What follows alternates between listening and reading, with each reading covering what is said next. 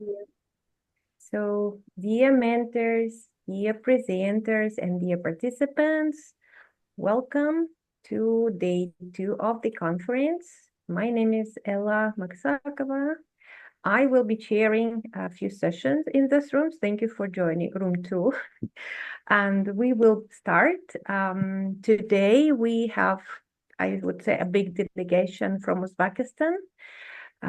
We will start this session with two mentors presenting their mentees and teacher researchers presenting their research stories. Today we have Elyanora Menglieva, who is the lead of NetRus. It's network of teacher researchers of Uzbekistan, and Jamola Urunbayeva with us, an active mentor of NetRus community, and they will be they will help the mentees to present their research stories. Let me remind you of the structure of the session. Each mentor presents the mentees and shares the posters, help with the poster. Each presenter, teacher, researcher, presents, shares their story within 3 minutes. And by the end of this session, we will have a Q&A session, 20 minutes long. And I see that both of the first mentors, Jamola, Elyanora, are here. We can start. So I think, Jamola, you will have the floor first. Please, over to you. Yeah, thank you so much. Good afternoon, everyone. I'm so happy that we are here congratulating each other's success on our classroom research experiences. And it's a pleasure to see how teachers are transforming into researchers of their own classrooms. Today, I'd like to introduce you to two great, amazing, and very hardworking teachers of Uzbekistan. I think present full screen. Yeah, can you see my screen? Yes, it is visible. Yes. Yeah, today I'd like to introduce two great teachers, Ugilkhon Kakilova and Dilafruz Sarimsakova. Both of them did a great job working with blind and visually impaired learners in Uzbekistan. Ugilkhon is an English teacher and lecturer at Uzbek State World Languages University, teaching English to adults, and Dilafruz Sarimsakova teaches English to visually impaired and blind students in the boarding school Nurli Maskan in Tashkent. They did a great job implementing universal design for learning in teaching writing and developing writing skills of the students, grade 5th students who are visually impaired. Now I'd like to give the floor to them to present their work and share their findings with us. Ugilkhon Apa, over to you. Jamola. Thank you, everybody. Good evening, everybody. And to begin with, I would like to congratulate all of you with several holidays that we are celebrating recently in Uzbekistan. And let me start our speech with my colleague, who is a wonderful teacher from specialized boarding school, Nurli Maskan, number 77 in Tashkent, with Dilafruz Sarimsakova. So we decided just to explore to implement UDL in developed writing skills for grade 5 visually impaired learners of Uzbekistan. And of course, we decided to address to special boarding school as our topic is connected with this one. And we wanted to explore how UDL tackles review writing barriers for grade 5 blind and visually impaired learners in Uzbekistan. And sitting together with Ms. Dilafruza, and our mentee, Ms. Jamola, we came up with several research questions, but we have stopped on the following 3. So we wanted to explore how do UDL-based support affects participation and confidence in writing tasks, and how do different access formats support writing, and how does topic choice affect motivation and writing quality. In terms of data collection tools, we decided to focus on triangular research data collection tools, where we interviewed teachers and observed several lessons. And we have also kind of worked and decided to work with pupils' work, and we also just check or take their feedback as well. And we focused on the following action plan. Like we worked on 3.5 weeks with students, with pupils of special boarding school. And our findings focused on the following, or we found out the following findings, like choices, giving students choices for them, like increased independence and their confidence. In terms of confidence, we just had a little bit argument with Ms. Dilafruz, because within this 3.5 weeks, like improving writing confidence is a little bit unimaginable, but they became a little bit confident on their abilities that they can write. And multiple formats like giving braille, audio, remote access barriers of students, and topic choices, because we focused on review writing, and we gave them to write a review on books and on cartoons and films as well. And of course, when they have seen this wide of choice, their motivation is improved, or their motivation is boosted. So in terms of conclusion, I would like to give a floor to Ms. Dilafruz. Ms. Dilafruz, are you here? Good evening, everyone. Yes. At first, I'd like to talk about the reasons of our choice. At first, it could seem that all students have similar physical problems. They have problems with their vision. Some of them are completely blind. Some of them have partial vision. Some of them are visually impaired.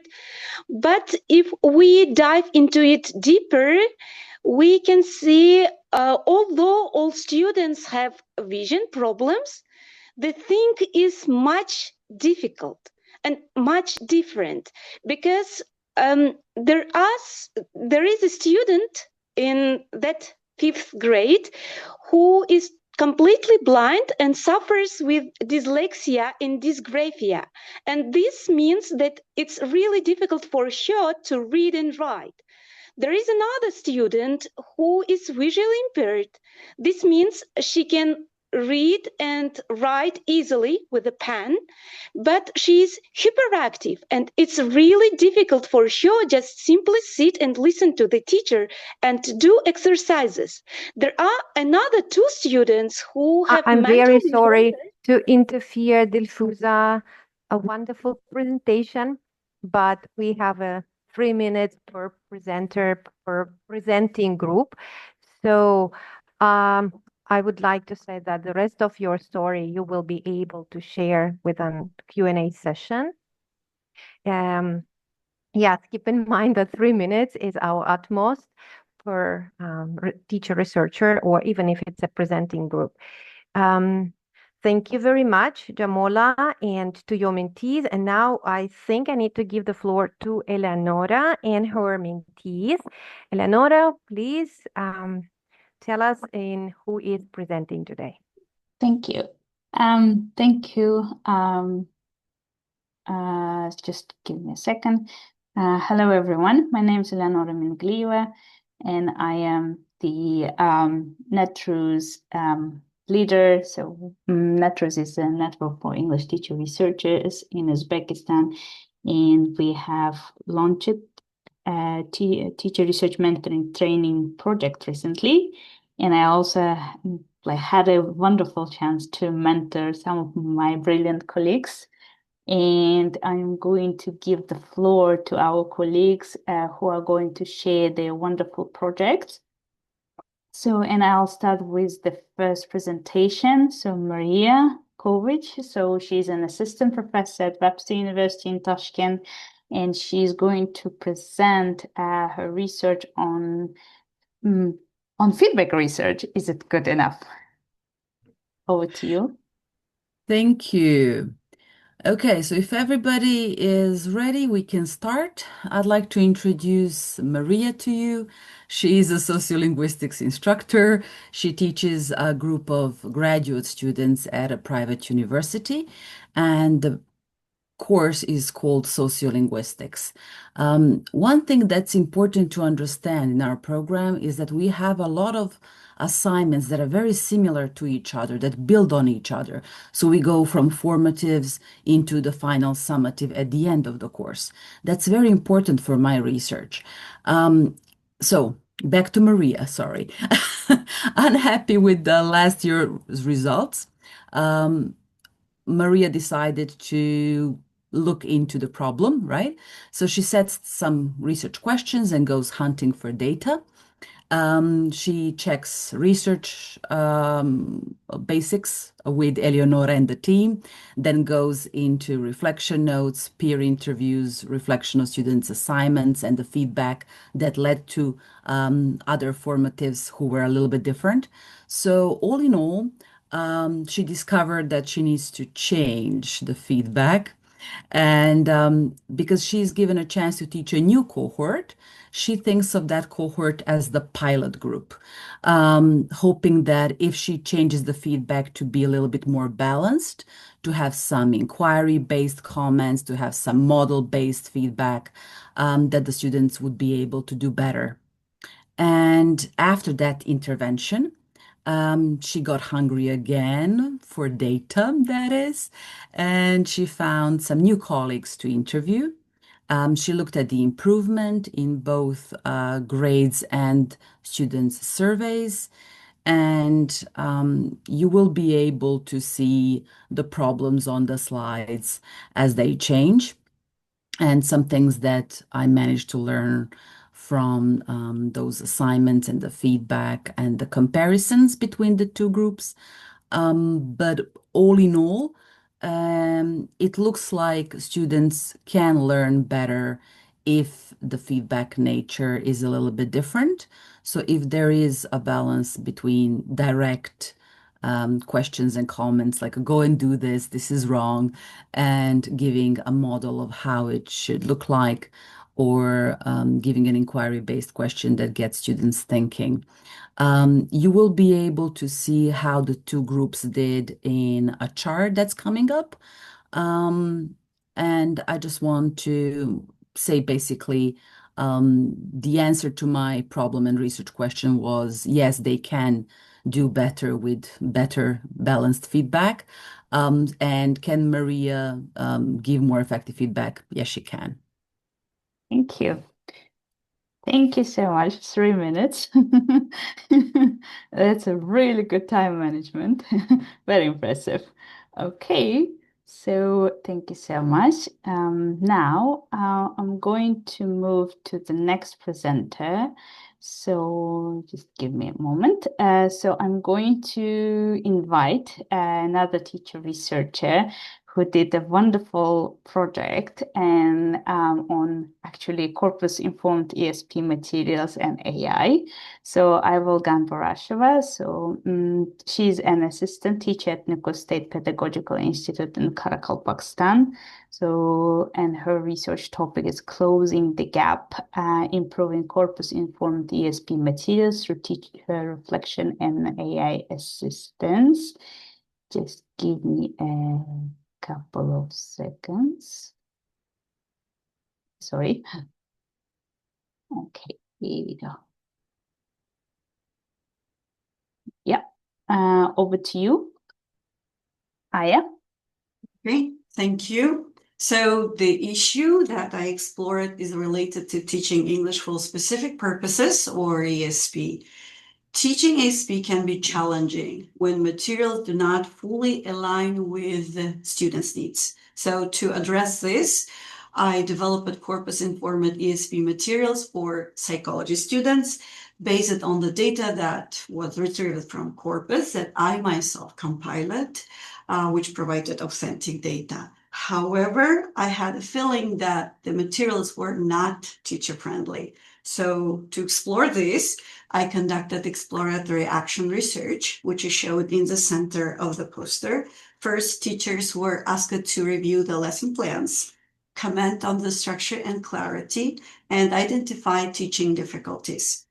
Next, I analyzed their feedback to identify areas that needed improvement. So then, based on this feedback, I revised the materials and used AI assistants, specifically ChatGPT, to help refine activity instructions, reorganize the lesson structure, and expand the teacher guidance. So this process resulted in refined ESP materials that were more structured and easier to use. The main finding of this study is that teacher reflection plays a crucial role in improving teaching materials. The feedback helped identify practical issues that were not obvious during the initial material design. After the revision process, the materials included clear step-by-step instructions, expanded teacher support, and more logical flow, lesson flow, which made them more teacher-friendly. So I also learned that AI can be a useful tool in the revision process, helping transform teachers' feedback into concrete improvements. The next step of this research will involve classroom piloting and further teacher feedback to evaluate the effectiveness of the refined materials. Thank you for your attention. Thank you so much. Thank you, Aya, for a very interesting project. And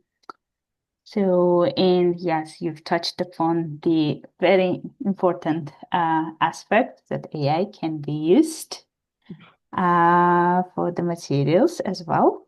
So thank you so much. Now I'm going to invite another presenter. So Nilufar Mukhammedova, she's an associate professor at Uzbek State University of World Languages.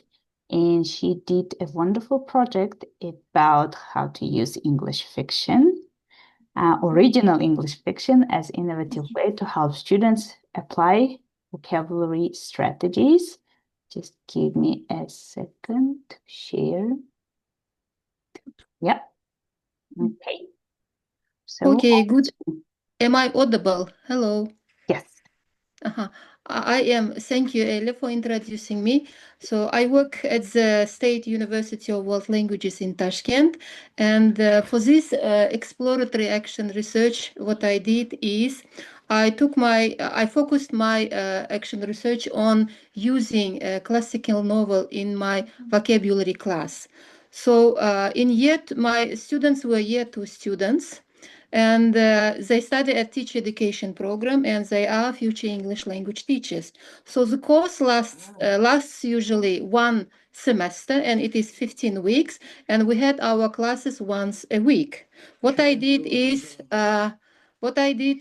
I focused on using this novel, and it became a good and rich content for my students in which they could develop their language learning strategies and also develop their language use, exploring the language of the 19th century English fiction. So during the classes, we worked mainly on the language of the material. We didn't focus on the reading strategies like skimming and scanning, and use different types of tasks. And what I found based on my research is the novel had a function, or served for me as a rich content that allowed me not to go beyond the syllabus content.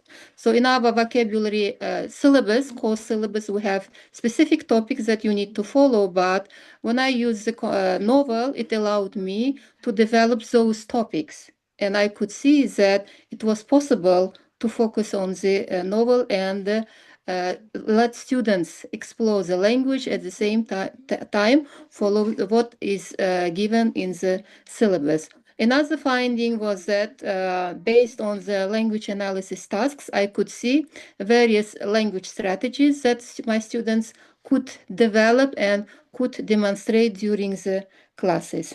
Another thing which was very interesting and exploratory for me was, again, I'm thinking of the content course syllabus, the content of the course syllabus. And in my action research, in my action plan for the future, I'm thinking to include still follow the other novels, probably 19th century, because we don't have usually problems with using classical novels, but I'm also thinking of using modern fiction also and see how students will develop their language strategies and language. Thank you very much. Thank you so much. Thank you for a wonderful presentation.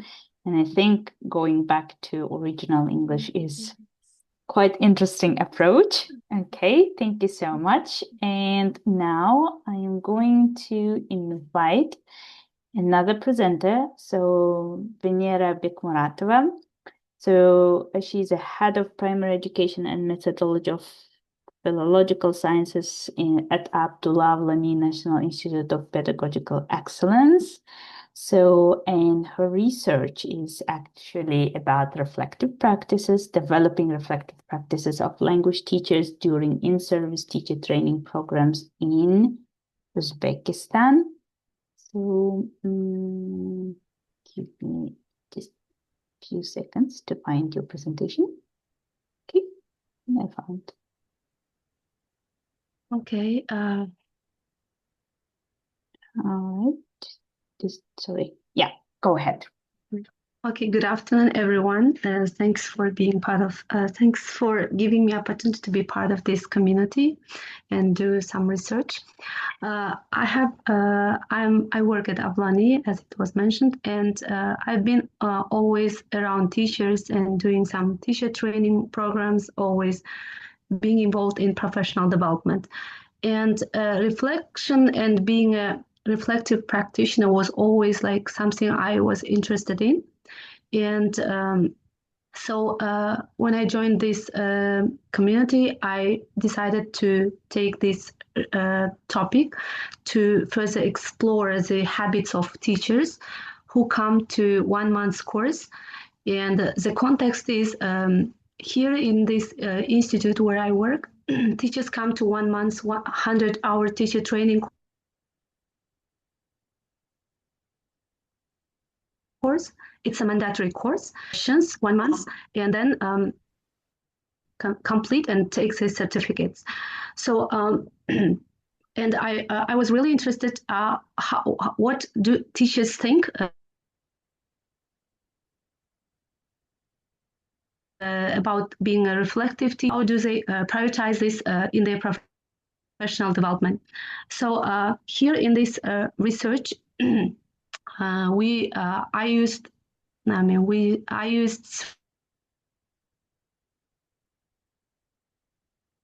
3 different tools, exploring my own perceptions. What do I think reflection is, and exploring other perspectives, and also exploring behavior. So for exploring other perspectives, I conducted focus groups of us, and also I did sessions exactly highlighting the reflective practice and asking the critical friend to observe me and help to collect data. So, here I thought like reflection, yes, everybody, many teachers understands it, and it seems like easy topic and everyone can do it. But actually my findings said different things.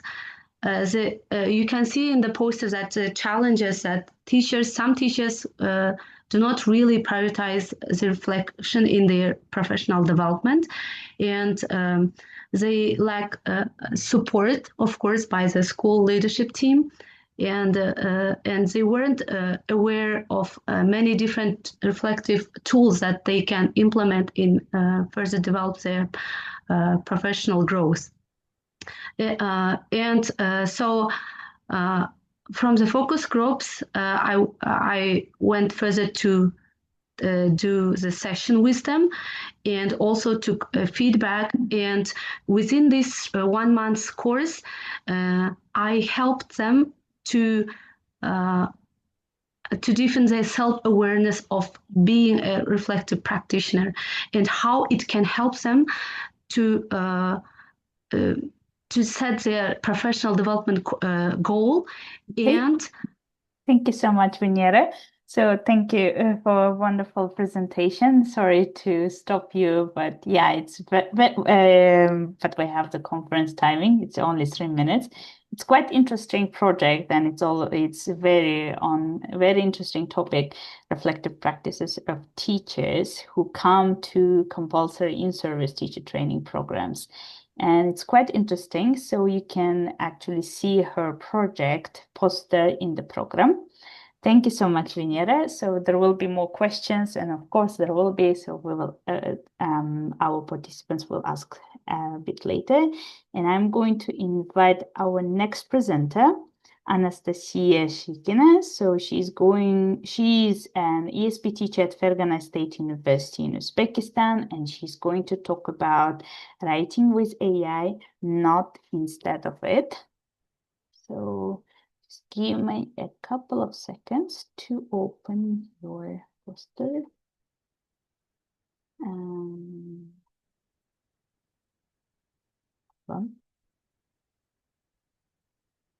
Okay.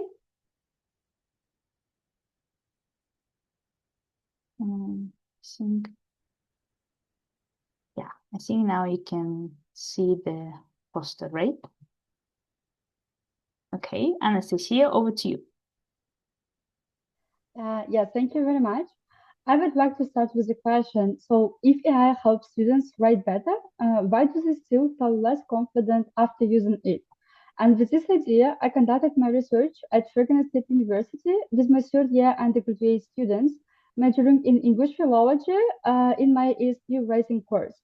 So as a teacher, I've noticed something very interesting. My students were using AI tools a lot when writing, but often not in a way that teachers expect them to do so. Like sometimes they relied on it too much, and sometimes I even saw they were just confused about what was okay and what was not.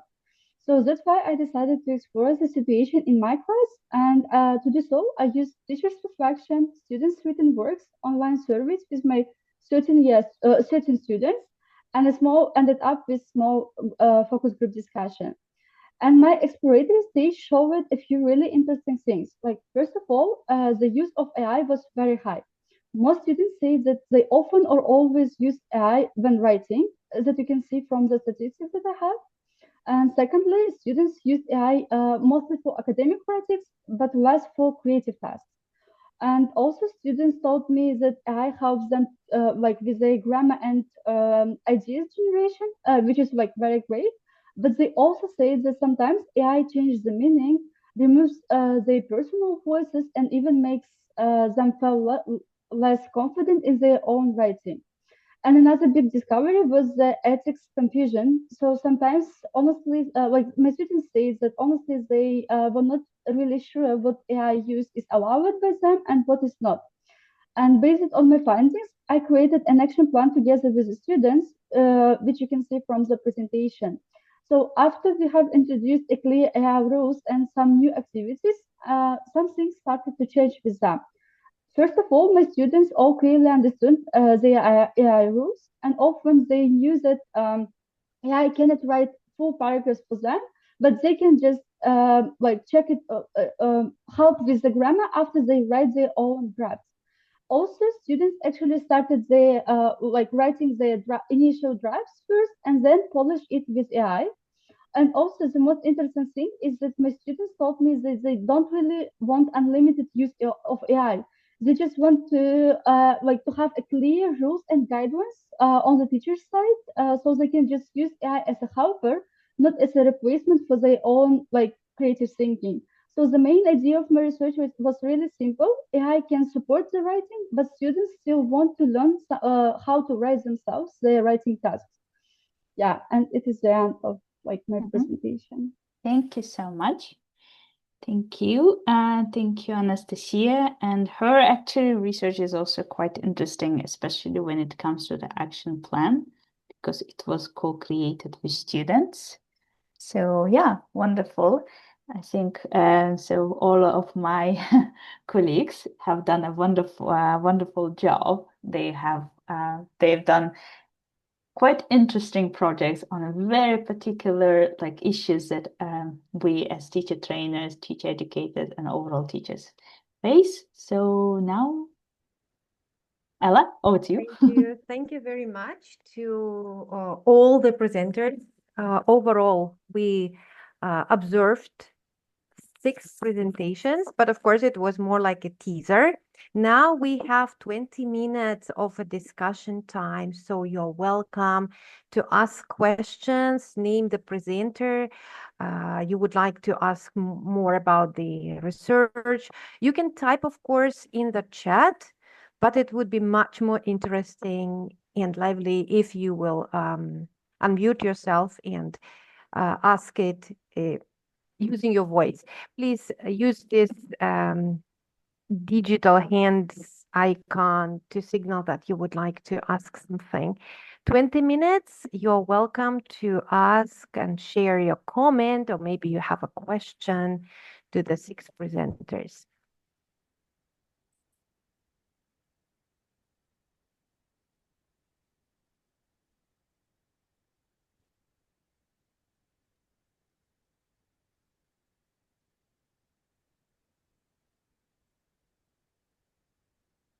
Okay, so probably I will start as a mentor. Okay, Please so do. yeah, let me start with the questions. Okay, so the first questions that I'm going to ask from all my colleagues is to reflect on experience of doing exploratory action research. I mean, obviously you've had a lot of experiences of doing different types of research, including action research. But what I'm trying to ask is like, so what did you learn from this experience, maybe for yourself? So let's, yeah, anyone can answer. Who presented, please? Can I start? Sure. We have one hand, but yes, if you already unmute yourself, please step in, and then we will give a chance to Gulnoz, I think. Yes, you raised your hand, so please. The person who said, "May I start?" You're welcome. Okay, in this case, it's me. Yes, yeah. In terms of research, which we couldn't manage to speak with Ms. Dilfuza, it was very kind of unusual experience for us because what we have like thought, imagine it didn't work at the very beginning, especially I just gave like by seeing too many youth who are already mastering English from young ages and seeing different news that someone achieved one great results from from IELTS CFR, and I thought that they're two kind of they can manage to do everything. And I also thought in this way with blind students as well, with pupils of special school. And one experience I can share that we just started like as a scaffolding step by step. And the task was like to teach compound sentences in order to create a paragraph about review writing. And as the first lesson we brought, like I actually brought almost all fanboys for compound sentence, but I was disappointed that it didn't work because as I have expected, like they knew it about generally, but when it high time to write, they couldn't manage to integrate it. And then, like we talked to Ms. Dilfuza and decided to work to specify like some compound sentence like a joiners, fanboys, and bat and for. And it worked better the next time. And it seems that, yes, we need to check it, what I have discovered that to check it beforehand, like even in observations, you may trust to your eyes, but anyway, check it before bringing anything to the classroom, into the classroom. Okay. And especially we were experiencing UDL, Universal Design Learning, and we wanted to experience like all like issues where including Braille, including large scale of writing, including audio way of the description, and also completing the home assignment, not assignment, but assignment as they had chosen. And it worked well, but all fanboys, like bringing it bigger scale, that doesn't work. I think with normal children also will not work. We need just to go step by step. Again, specify it. Yes. Thank you. Thank you. I really like it how you started to go deeper and deeper, like, okay, this is not that. This is what I've learned. This is okay. That's really good. Yeah, thank you. So I think we have some more questions. Ella, over to you, please. We have a couple of questions in the chat. I think the first question from Zarina, yes? Zarina, and the question is, good evening. What challenges did you face, you all teachers, researchers, during your research project? Yeah, who will volunteer take the question? Anastasia, yes, please unmute yourself. Yes, thank you very much. Actually, it's a very good question. I guess it's a timeline. Sometimes there are some external and internal factors that affect your research work. Sometimes even if you have a very clear timeline, something might just go wrong. For example, students just don't enough students don't come to the classes, or sometimes they change the syllabus or timeline for schedule for students. So there is no class for it. I mostly experienced issues with this, just to catch my students to have to get the ideas from them. Thank you. And Nilufar Mukhammedova, I think. Yeah, thank you. Like Yeah, thank you, continue Ella. answering the same question, yes? Yeah, challenges. I wanted to share the challenges that I faced during the course. You know, as it is, I mean, my students study at State University, and we are usually we have this quality control department that checks regularly what you are teaching. This was one challenge, and I had to show the topic, so I'm doing this is one. Another big challenge was with my students.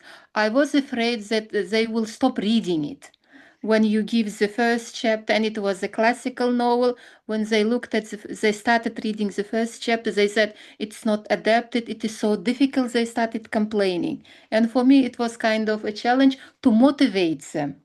So I talked about and I chose this Jane Eyre, and I said it's a well-known novel. So as you are all language learners, future language teachers, so you should know about it. Why not? Let's try. So that was kind of several times with all my students, and especially it was with B2 learners in my group. So I also didn't give up them, asking them to read. They also started me with their challenging questions, but I think I managed. So after 2 classes, so they loved and they fall in love with this novel reading. Then it worked well. That was my biggest challenge. At the beginning, of course. It is, of course, at the beginning. Thank you. Thanks, Nilufar, for sharing. We have 2 more teacher researchers, or 3 more, sorry. So I think, Gulnoza, you were next in the line. Would you like to answer the same question, or because there are a few more questions on the chat, if you would like to address another one, just let me know. But please, over to you, Gulnoza.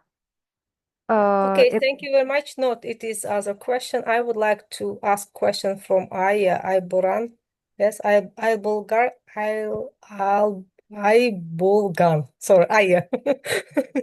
So, and the question is, you did this research in the field of corpus linguistics, yes, and in the teacher's reflection. And could you tell me, Aya, that teacher reflection is rather subjective, yes? And how did your study ensure that these reflections improve the materials rather than just aligning them with the teacher's personal preferences? Okay, thank you for your question, Gulnoza. First, this is a very long-term journey with these corpus-informed materials. It started with collaborative action research, and this with Elyanora, we did exploratory action research. Yes, of course, teachers can be subjective. However, they were not given the lesson plans and in the seat and look at them. It was collaboration. So I was in the room with them, they were looking through the lesson plan and saying, oh, this is it. And I help it also and ask it question, why do you think this is I need to time this? Because they were saying, okay, you know, the ASP students are very low with the proficiency, and why you have like 15 items in this task, you should do maybe 10 in order not to take all the time of the lesson for one task only, maybe to shorten the sentences because they are too long. So it was not only like one side work, it was collaboration, exploratory, collaboration, action research. So yes, still there is work to do because as Anastasia mentioned about timeline, I was hoping to finish by January, but no, the teachers are busy. If you are working with teachers, it's quite difficult because they don't have time. And I am still in the process to, again, work on the refined ones. So they saw the raw materials, but they didn't yet see the refined ones. So this is the next step, and the piloting would be. Thank you very much Thank you very for the much, question and for the answer. Yeah, I would like to give a chance to other questions that are waiting in the chat. Even though, yeah, feel free to unmute yourself and raise the hand. So the question is about now from Jean. Yeah. How can you describe your experience as mentees? Can you share one or two things you enjoyed? Yeah, we talk about challenges. Let's talk about some benefits. Was there anything you enjoyed as a mentee during your research process? That would be nice to hear. Not only about the hardships, but yeah, please. Yeah, you're welcome as a mentee.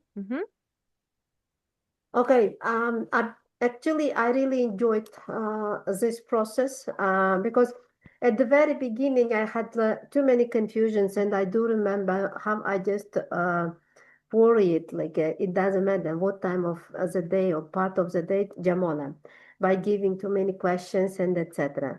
And of course, due to the workload, and we had online sessions, like starting from this way, we also kind of started to give lessons, distance education as well. And when we have a time to our Saturday gatherings, I had a session, and of course it impacted. But thanks to Jamola, sorry, I just and her patience, I just learned a lot from her. And two things that I enjoyed during the research process. I can say that before I have imagined about doing research, I have approached to this process very differently.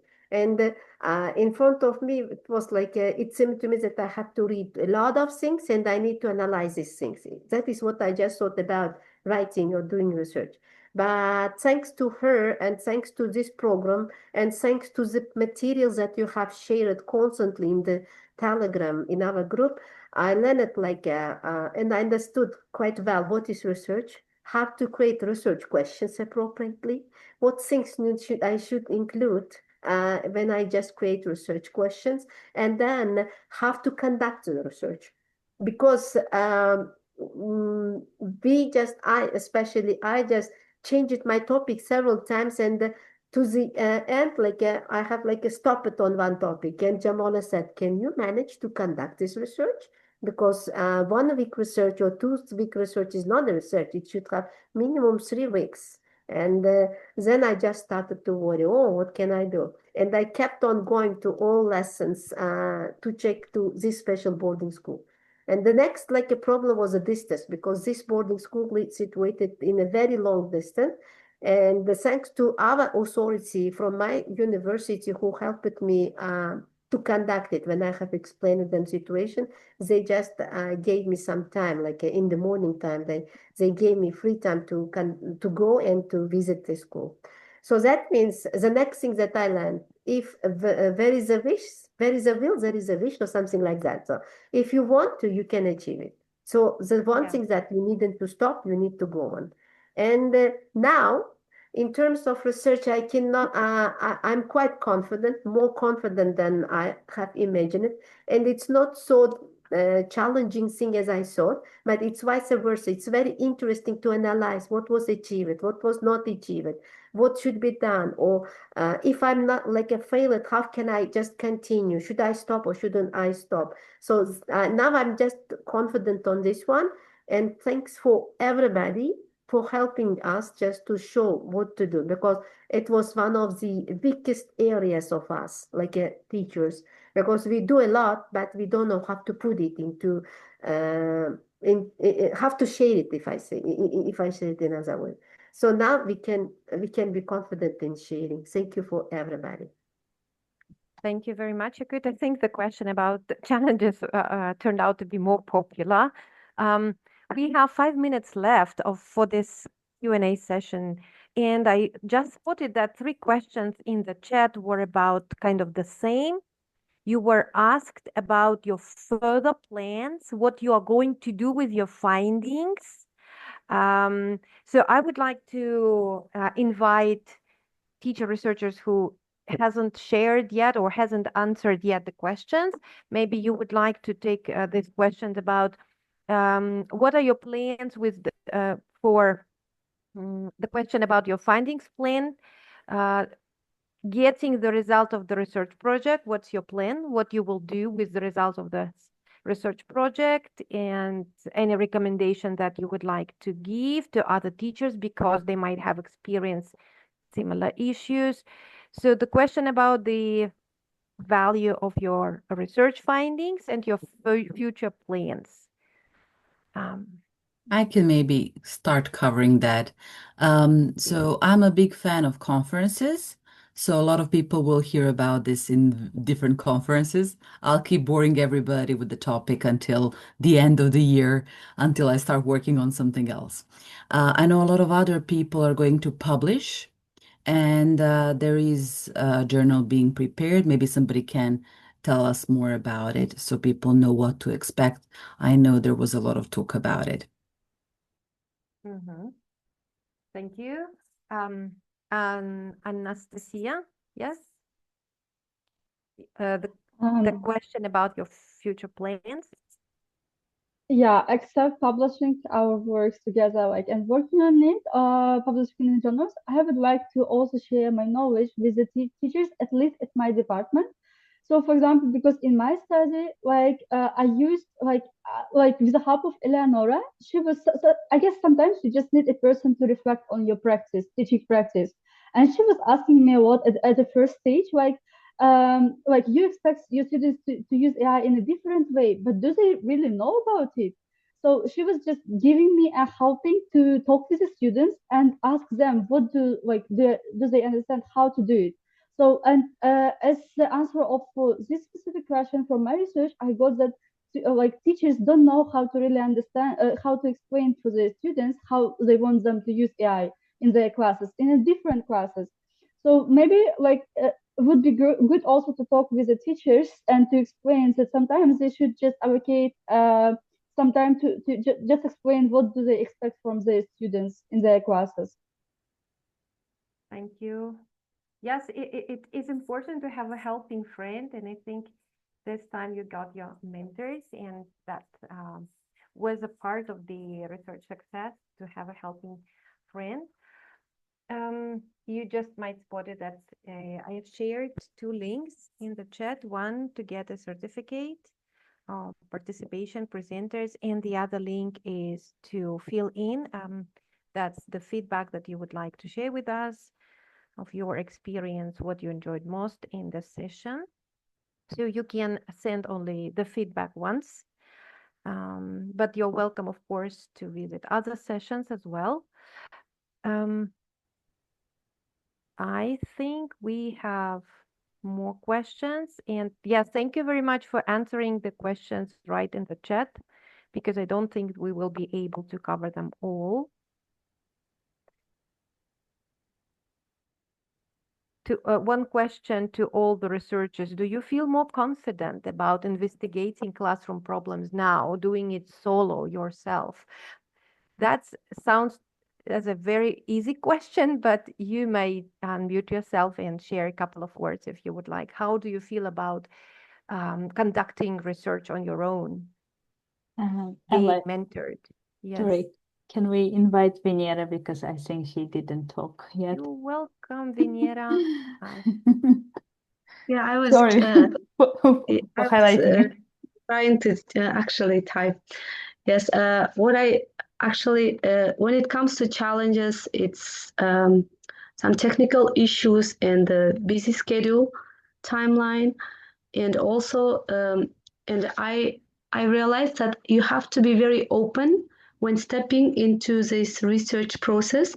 Sometimes I thought like I know the answers already before doing focus groups, but actually it was different. And being open to learn and to listen to different perspectives and actually facing different issues in the process of exploration. And I actually enjoyed the support that our mentor and our group and the sessions that we had throughout this process. And it helped really to deepen my knowledge also and enrich my experience.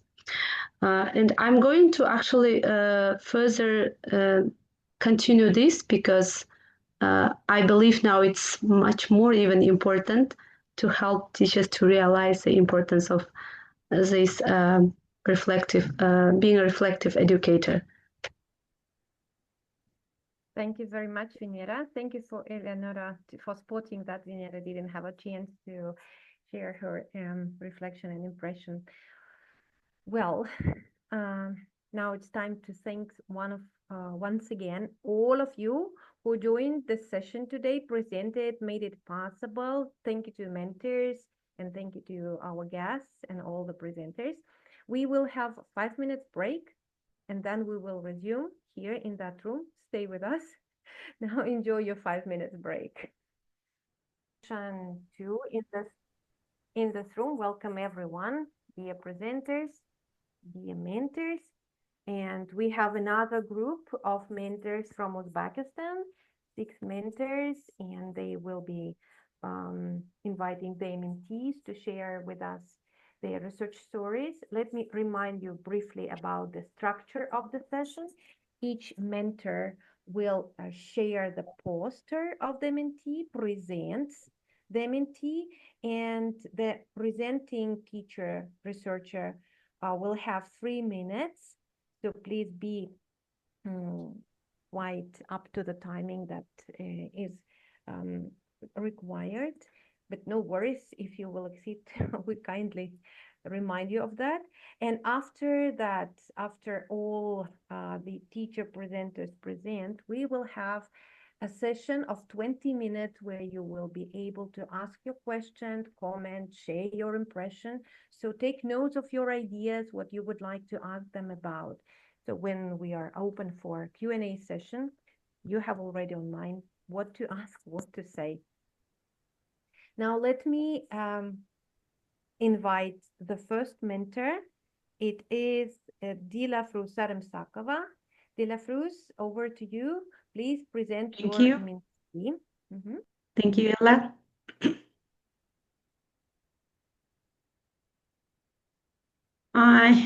Dear colleagues, it's a pleasure for me to introduce my mentee.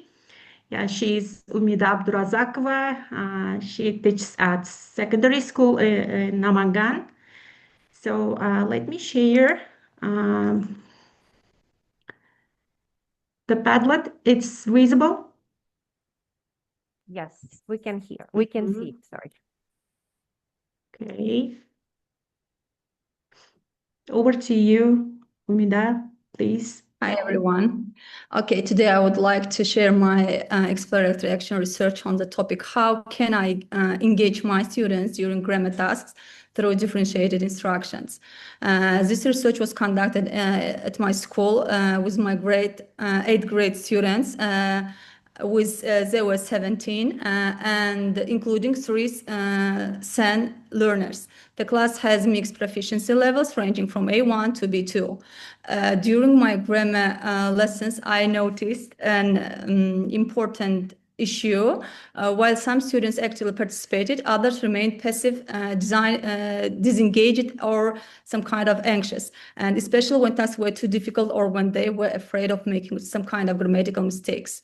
To better understand the situation, I explored several research questions, such as how my current grammar teaching practice address learners at different levels, which differentiated grammar tasks students find more engaging, and why some students remain less engaged during grammar activities, and how students perceive grammar lessons in terms of confidence and participation. For data collection, I use several tools as diagnostic grammar tests, peer observation, classroom observation with video recording, and student questionnaires. The findings show that several important patterns. Students had mixed grammar proficiency levels and lower level, and some students struggled particularly with verbs, tenses, and prepositions. I also found that students often became passive when tasks were too challenging, unclear, or when they were afraid of making some kind of mistakes during whole class checking. And however, engagement significantly increased when I introduced differentiated grammar tasks. Several strategies worked particularly well in my classroom, as level gap filling tasks, graphic organizers, matching activities, sentence frames, and grammar templates, and pair and small group works. And at the same time, some approaches worked less effectively. For example, like open-ended grammar tasks without scaffolding were too difficult for weaker students, and whole class grammar checking increased students' fear of making mistakes. And the final results of my research were encouraging, because over the research period, grammar scores improved from 30 to 76. Participation increased significantly, and students became more confident using verbs, verb tenses, and prepositions. And most importantly, students reported feeling less anxious and more supported during grammar lessons. This research showed that differentiated instruction can make grammar learning more inclusive, engaging, and supported for students with different proficiency levels. And some parents also participated during these grammar tasks. Thank you. Thank you, Umida, for meeting the timeline. Thank you. Thank you both, the mentor and for the wonderful presentation, Umida. Now it is the time to present the next mentor, Fotima Rafikova, and she will tell us about her mentee and the presentation. Fotima, please. Okay, good afternoon, everyone, or even it's evening. Nice to see you all here. So I'm going to present my mentee, Kamila Polatova from Fergana Presidential School. She's going to present on strategic use of the first language in Uzbek classes, IATEFL classroom. So I am sharing her presentation. I hope it's visible to everyone. Yes, visible. Yes. Okay, over to you, Kamila. Good day, everyone. Nice to see you here again. Nice to meet you, everyone. So my topic is strategic use of the first language in Uzbek IATEFL classrooms, teachers' practices, beliefs, and pedagogical implications. So the topic of my exploratory action research was based on my own teaching methodology. So how the way that I teach, and I was mostly interested in observing my own teaching, because basically I had some situations in which I realized that I am overusing L1. So this is the initial reason behind all of it. So the role of L1 in language teaching has long been debated. Traditional approaches often promoted English-only classrooms, assuming that maximizing exposure to English leads to better learning. But recent research suggests that carefully planned use of the first language can support comprehension and learning and make it even easier. This issue is particularly relevant in IATEFL context in Uzbekistan, where students often have limited exposure to English outside the classroom. Teachers, therefore, used their first language to balance and maximize the use of English input with ensuring students understanding complex material. So they saw it as a methodological additional source that helped them in achieving their goals. My study aimed to explore how Uzbek EFL teachers actually use L1 in their classrooms and how they perceive its usefulness. To study this more, I conducted a mixed method study with 31 EFL teachers working in schools, universities, and colleges in Uzbekistan, and most of their students share the same first language, mainly Uzbek or Russian sometimes. Data were collected through an online questionnaire that included Likert scale, open-ended questions, and the results show that teachers generally use L1 strategically rather than excessively. So the most common situations include explaining difficult grammar topics, clarifying vocabulary, and giving task instructions to make sure that students understand everything. Teachers also reported that there are several benefits. So they believe that using L1 improves comprehension, reduces anxiety, and helps create a more supportive classroom environment, especially for lower level learners. But at the same time, teachers expressed concerns that too much L1 could reduce exposure to English and create learner dependence on translation. But the interesting thing here was that I also found a positive relationship between how frequently teachers use L1 and how useful they believe it is for teaching. Overall, the findings suggest that teachers in Uzbek EFL classrooms view L1 not as a problem, but as a strategic pedagogical tool when used carefully. All these findings highlight the importance of flexible and context-sensitive language policies, as well as teacher education that helps teachers make informed decisions about when and how to use L1 effectively. So this is all about my exploratory action research. Thank you all for attention. Thank you very much, Camila. I am sorry for technical problems. The internet disappeared. But you're back on time. So now the floor is given to the next mentor from Uzbekistan. You see, we have a delegation from Uzbekistan. Ugilkhon Kakilova. Please, Ugilkhon. Yeah, thank you very much. Hi there, colleagues. Nice to see you all.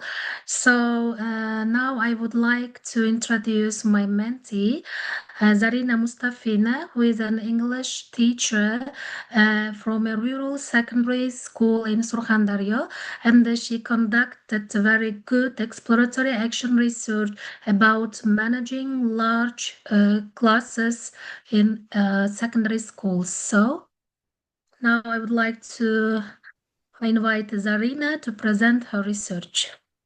Zarina? Good evening, respected colleagues and guests. So today I would like to present my teacher research project titled How Can Classroom Management Be Effectively Implemented in Large 7th Grade EFL Classes at Secondary School. The issue I explored is a common challenge many teachers face managing large English classes with more than 25 students. In such classrooms, it is often difficult to keep students engaged, control noise levels, and use lesson time effectively. When classroom management is weak, students may lose focus and learning outcomes can decrease. To explore this problem, I conducted a small classroom-based research project at secondary school number 74 with my 7th grade EFL students. My goal was to identify practical and teacher-friendly strategies that could improve classroom organization, increase participation, and create a positive learning environment. During my research, I implemented several classroom management strategies. First, I introduced structured group work, where students worked in small teams with clear roles and tasks. This helped involve more students in the lesson and reduce passive behavior. Second, I established clear classroom routines such as starting activities quickly, giving short distractions, and using signals for attention. These routines helped save lesson time and kept students focused. Third, I used positive reinforcement, such as praise, encouraging words, and small rewards, to motivate students and promote positive behavior. The main findings from my research showed that these strategies significantly improved student engagement and classroom atmosphere. Students participated more actively in group activities, transitions between tasks became faster, and the overall learning environment became more supportive and organized. Through this process, I learned that effective classroom management in large IATEFL classes is possible when teachers use clear routines, collaborative learning, and positive encouragement. These simple strategies can help learners and also teachers maintain order while also creating a motivating environment for language learning. Improving classroom management not only supports teachers but also helps students feel more confident, engaged, and successful in learning English. I used several data collections methods including peer and student questionnaires, informal interviews, teacher observation, journals, and student feedback forms. The findings reveal that structured group work with clear assigned roles, the use of timers, positive reinforcement, and active teacher monitoring significantly improved classroom order and reduced off-task behavior. Student participation and motivation increased when lessons were well organized, fair, and supportive. Thanks for your attention. Thank you very much, Zarina. Thank you. It was a very interesting and well-structured research. And thank you to your mentor, Ugilkhon. Now the time for the next mentor from Uzbekistan, Svetlana Khan. Svetlana, yes, you're with us. So please introduce your mentee, share the poster. Okay. Hello, all. Nice to see here. Great ideas, great mentees and mentors. Thank you very much, Elyanora, for your wonderful job. Today, I'm going to introduce my mentee, Nazmuddinova Clara. She is a teacher at Uzbekistan State Bold Languages University, where I also teach. And her research topic is exploring sociolinguistic competence of the third-year university students in pre-service teacher education programs. And I will try to share now. Yeah.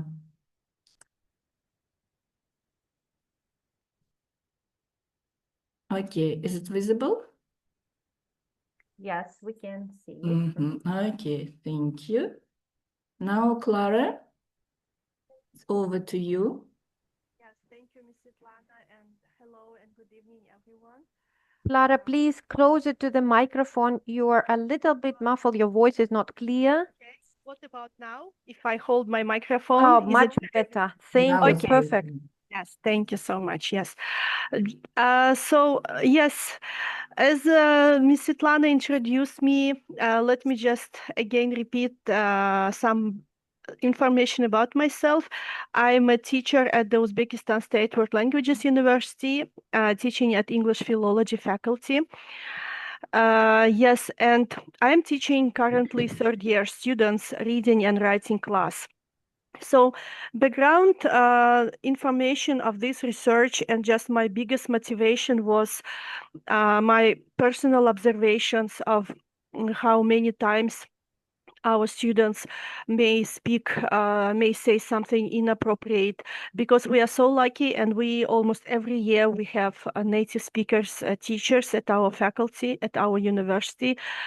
And in the dialogues or during just the lesson, I observed that students may ask, students or even teachers actually, may ask such some questions which may not be appropriate to the native speakers of English language. So, and this sociolinguistic competence is kind of subtle and maybe Some people don't notice it, but it is still very much important.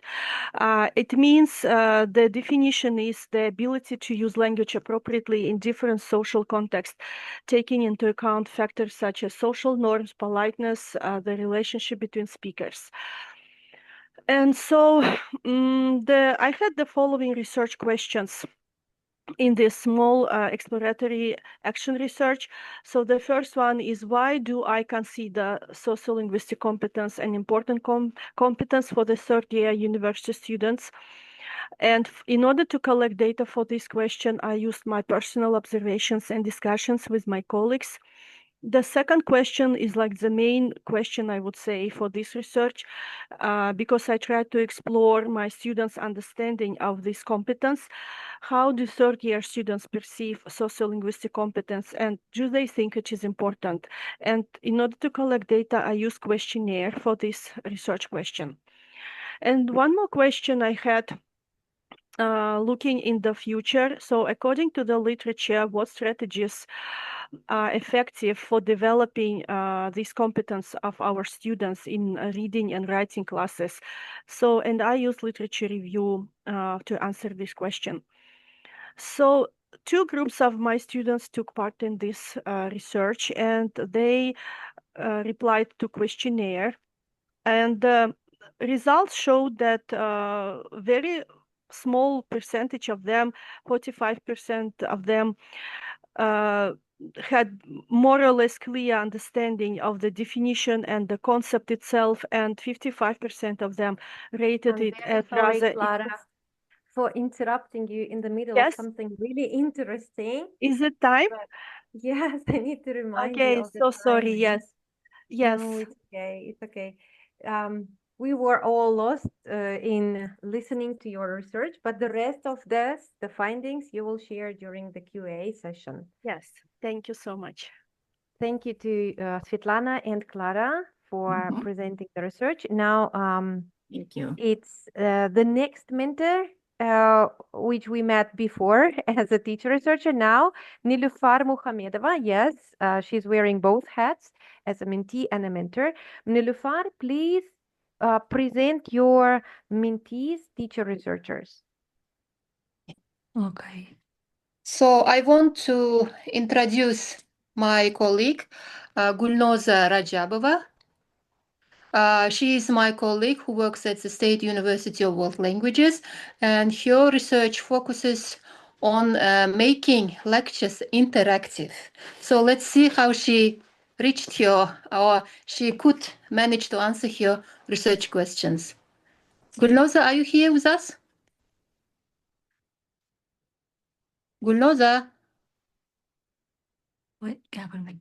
I'm very sorry. Yes. Good evening, everybody. Yes, I'm here. Thank you very much, Nilufar. Yes, and let me introduce. My name is Gulnoza Rajabova. I'm a lecturer of Uzbek State World Language University, and my research was devoted to interactive tools and technologies which we can use during our lectures, our lessons, to make them more engaging and to enhance learners' engagement in our classes. So first of all, why I decided to choose this one? Because I'm lecturer of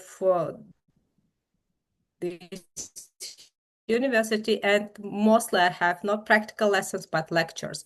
And during these lectures, students are passive, just passively receive the knowledge, which is not good because I don't know, I cannot check whether they understood or not, whether they are fully involved or not. And that's why I decided to integrate different tools like Quizlet, Padlet, then different quizzes, Mentimeter, different tools and discussions during my lectures. And in order to involve my students, in order to make them work, even in big groups, as you see here, they work together. They are given different tasks like gallery walk discussions or brainstorming discussions.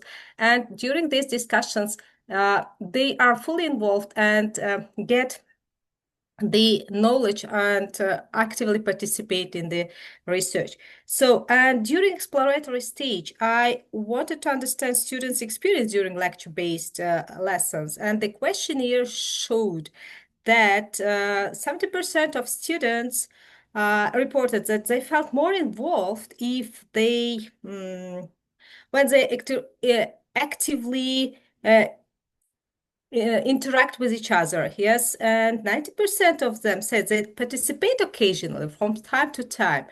And 11% didn't notice significant differences. Yes, it means that there are those who are sitting at the backstage, yes, of the lecture room and mostly do nothing.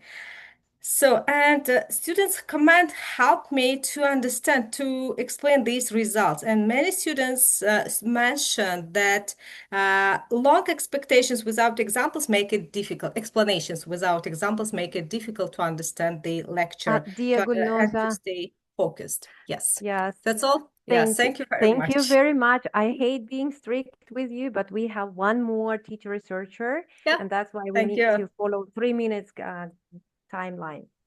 Thank you Okay, very thank much. you. And Nilufar, please, I think you have one more teacher researcher, yes? Yes, yes, thank you, Ella. Yes, I have one more mentee, Mahfuza Rahmonova. Are you here, Mahfuza, with us?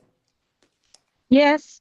Good evening Okay, for everyone. so let me, before she starts, let me introduce Mahfuza Rahmonova. She's also one of my colleagues who was interested in doing her exploratory action research. Actually, she also took one of the modules that comes together with vocabulary, which is discourse analysis. So now let's see what she found in her discourse analysis course. So Mahfuza, you're welcome. Thank you, dear Mante. You supported us very much. Thank you a lot.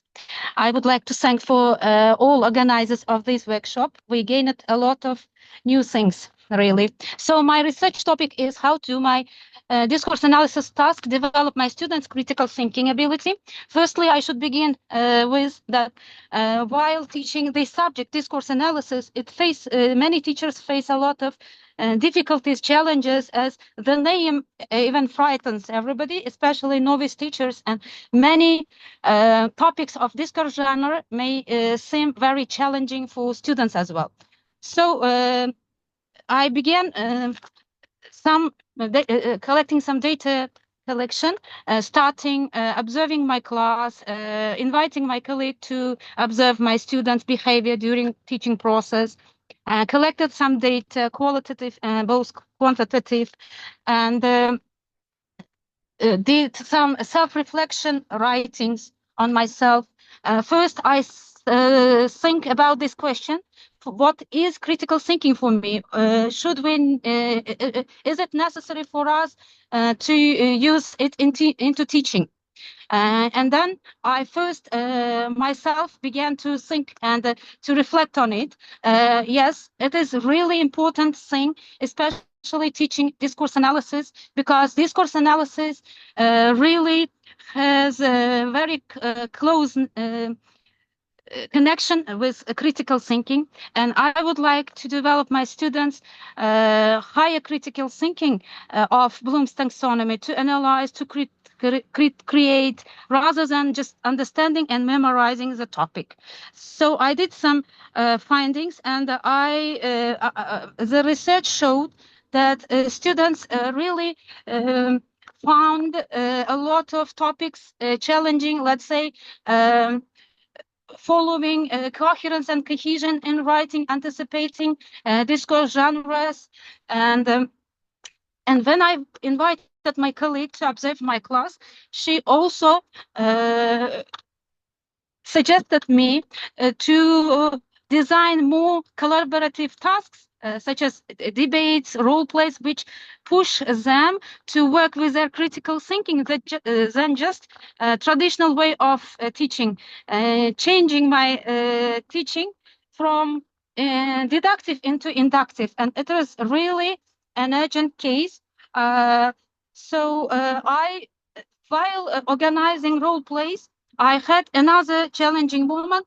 The role play with observers and speakers. The students who played observers faced the difficulty to reporting the students' spoken genre characteristics features like repetition, turn-taking strategy, agency pay they have to report, but it was a little bit changing. Instruction was not so clear. And next time Thank you very much. I'm sorry.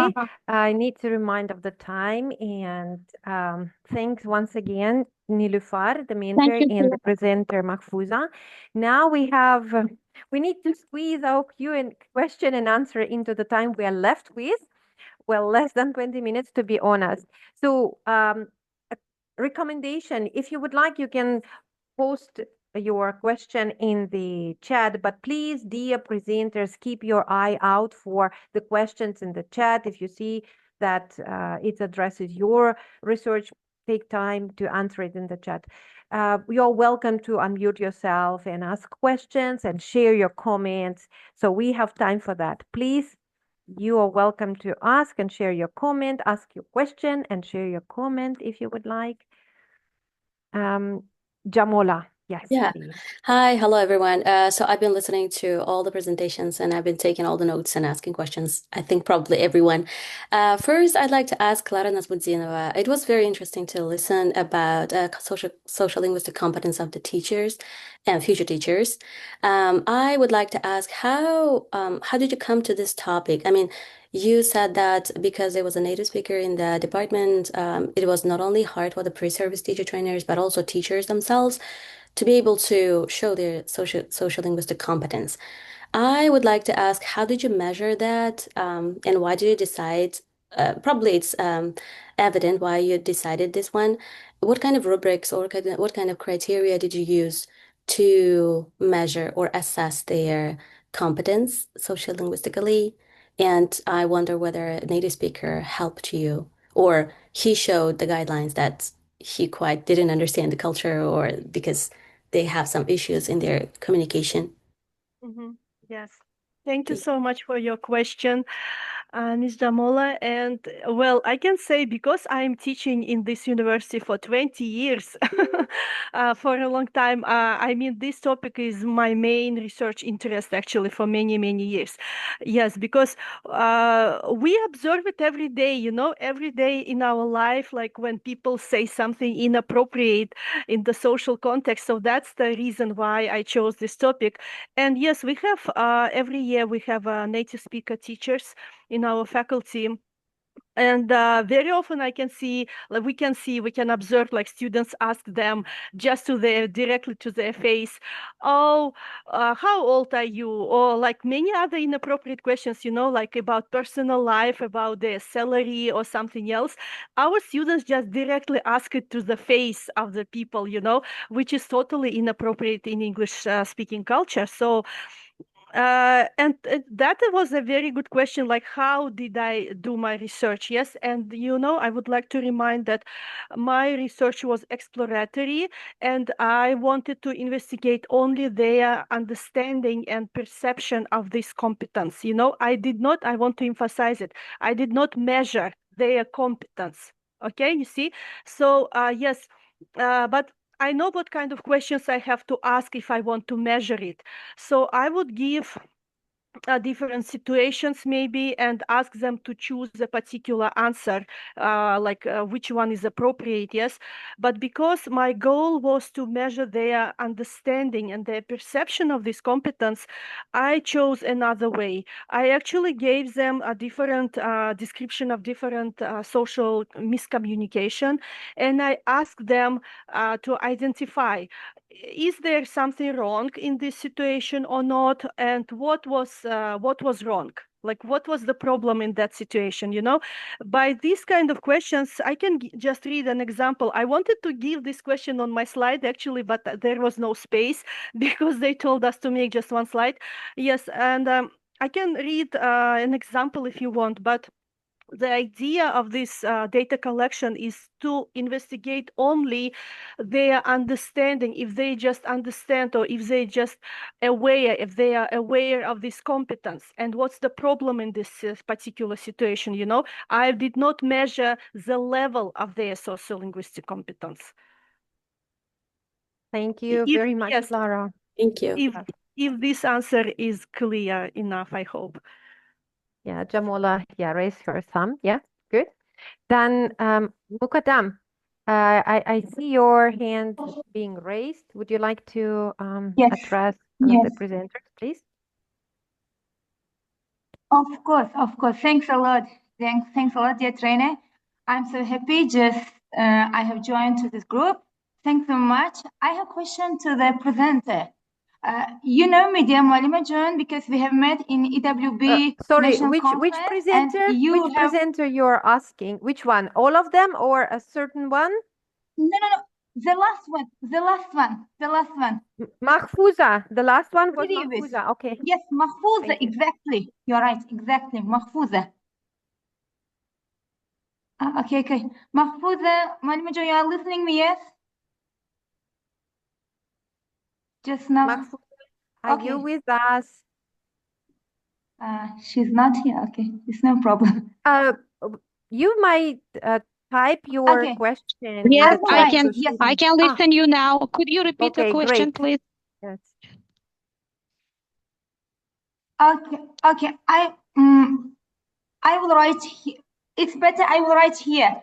Just the previous trainer. Yeah, Mahfouz. Unfortunately, by your name I don't know, but your face I know. So I will write. It is okay, Mukaddam. Please, Mahfouza is here. She is listening to you. You can ask her your question. Yes, I'm listening. You may ask me. Okay, she's listening. Okay.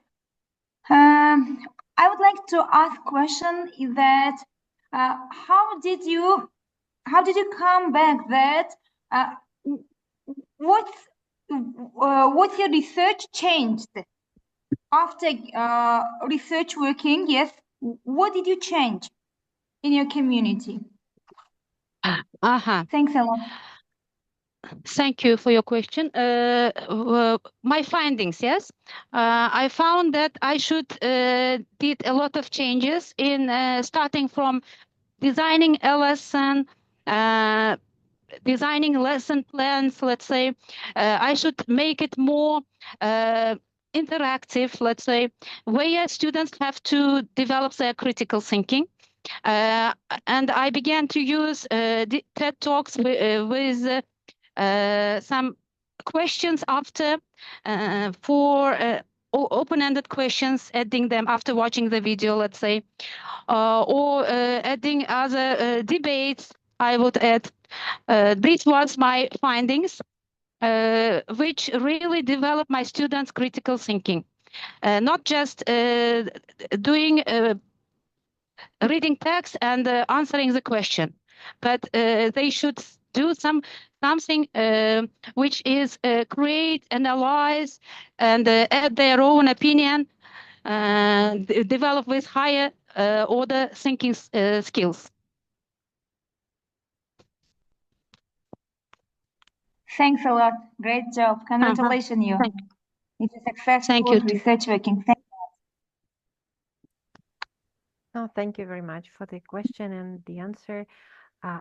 Previously I saw a hand. Ugilkhon, yes. Would you Yes. like to say something? My question is to all presenters, is about your students' reaction. So how did your students respond to the changes you tried in your classroom, in your research? If you want, I can repeat my question. Can I answer? Yes, please. I think you asked all the presenters. Please, if you would Yes. like to volunteer, you're welcome to do Yes. so. Thank you very much, Ugilkhon, for your question. Yeah, my students at first they were surprised. Why? They told, some of them told, teacher, we are receivers. Why should we do anything during our lectures? Why should we do? It's your time to speak, not our time to do anything. Yeah, at first they were not happy of these changes, and yeah, after that they became engaged, they became involved, and after being involved, they understood that it is much better to be involved, to speak even during the lectures. Yes, they make noise, and sometimes even our authorities seeing from the cameras, they are doing something, they are walking around. It is also, they came downstairs saying, what is happening? Where is teacher? I told, I'm here. They're doing these tasks which they are given, gallery walks or whatever. Yes, and now that's okay. They are happy of it. Thank you, thank you. Thank Thank you Can I very also much. answer to this question?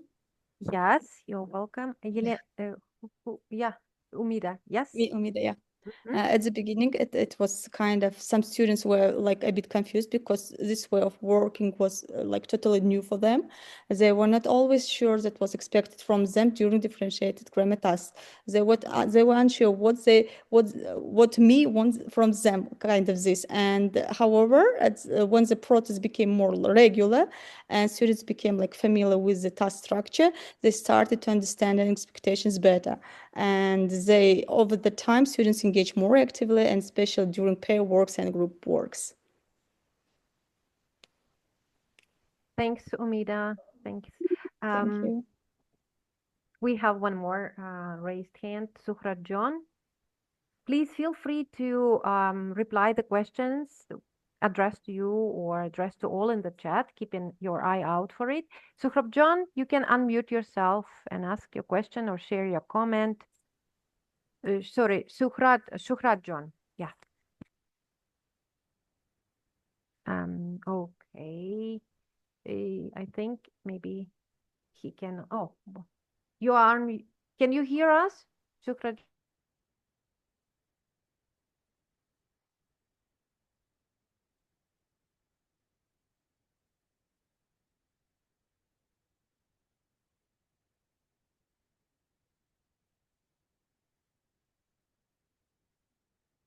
In the chat, I think addressed to Zarina. Zarina, feel free to answer it, or maybe you would like to answer it orally.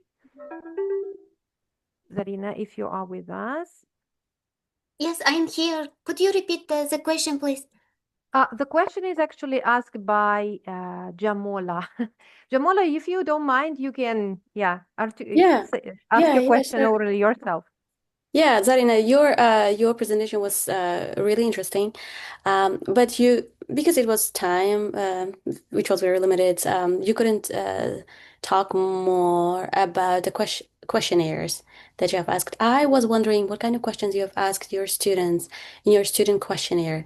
Were the questions about classroom management strategies that you have been using, or were the questions about the things that they don't like, that's why they are participating less, or they are just making so much noise? Yeah, I was wondering what kind of questions so you've asked. I think it was action process. Yeah. Thank you for your question. I focused on 4 key questions. How can discipline and order be maintained in large IATEFL classes? And students' participation is also how we can do to be increased, and which strategies help manage time and interaction best, which is the best for our students, and how does classroom management affect the oral learning atmosphere? Thanks.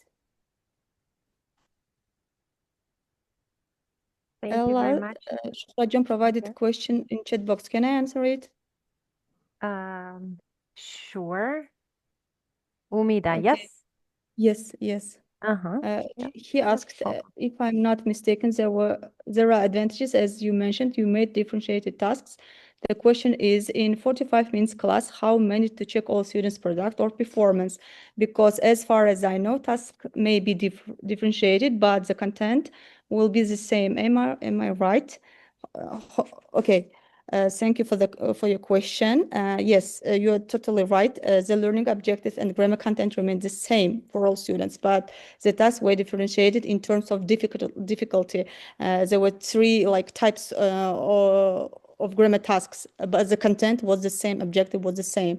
And the way students participated in the grammar during the grammar task was totally different according to these three groups. And to manage this within 45-minute lesson, I used several strategies. First of all, students often worked with their pairs and in small groups, which allowed me to monitor several learners at the same time, rather than checking each student individually. And also, I use quick formative assessment here, like circulating in the classroom, listening to students' discussion, and checking a few key examples.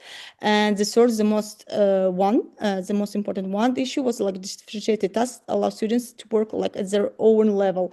They reduce the need for constant correction because students were more confident and focused on the task which I provided with the help of AI.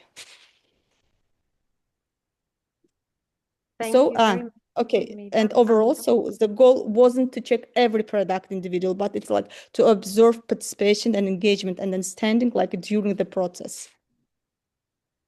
I hope Jamola is quite satisfied with the answer. Anyway, I have to remind to all the presenters and participants and mentors about two links that I have shared in the chat. Linked for the certificate. If you haven't yet filled it in and send it to get your certificate, please do so. And the other one, again, if you haven't done so yet, please share with us your impression.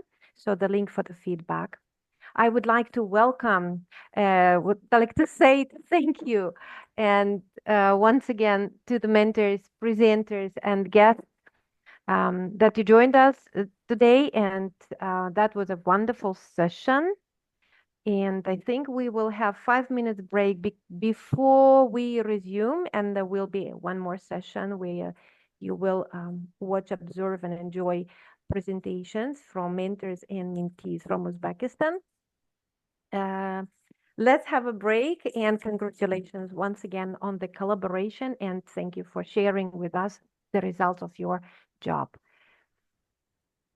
So 5 minutes break. We will resume in 5 minutes.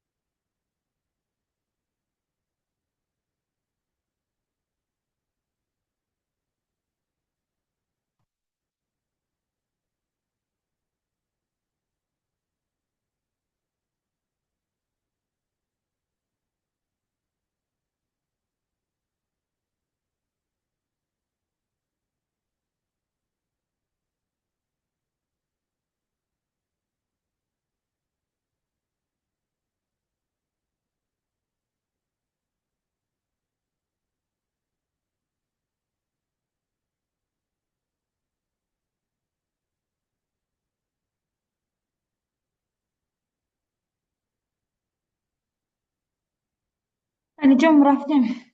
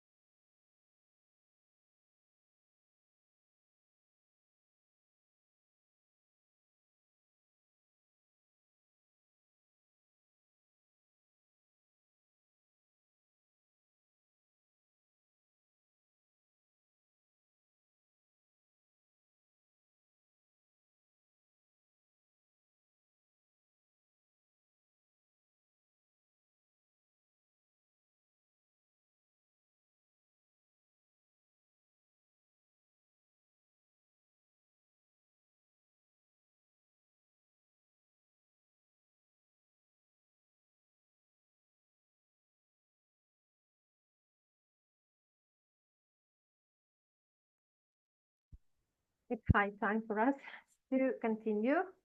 Yes, welcome back. Welcome everyone who has just recently joined the session.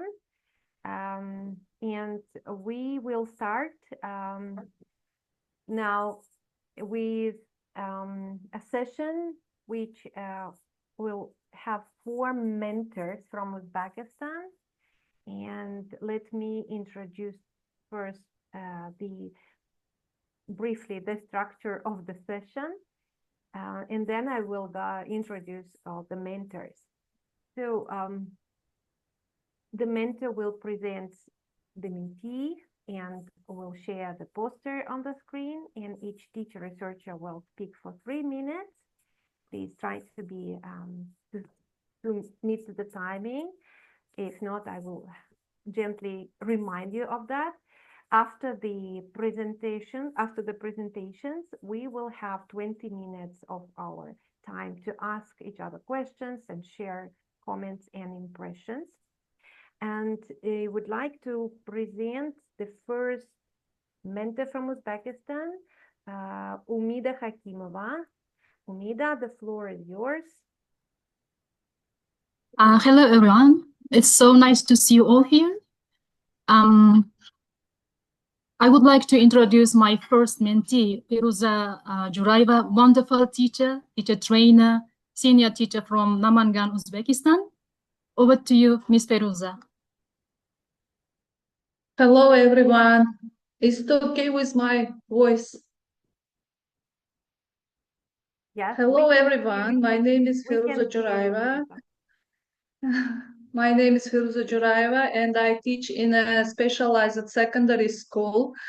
I did my research with grade 6 students who are 11 and 12 years old. The problem was my students made many mistakes when writing a paragraph. And since writing is an important part of their future exams, I decided to look more carefully at what was happening in my classroom. So after collecting data, there were 2 things that surprised me most. First, I realized that I had been treating writing as a product, that is just a final text free of mistakes. However, reading some publications on teaching writing reminded me that writing is a process that consists of planning, drafting, reviewing, and editing. And second, one of my colleagues who observed my lesson, she noted that I gave direct explanations instead of guiding my students, instead of helping them to notice their mistakes. So at the action stage, I decided to change the way I teach writing. I started together with my students, we planned, we drafted, edited their work. So students were part of each stage. And also I changed the way I give feedback. Instead of just correcting their mistakes, I asked them questions. Do you think this sentence sounds right? Or can you find the mistake here?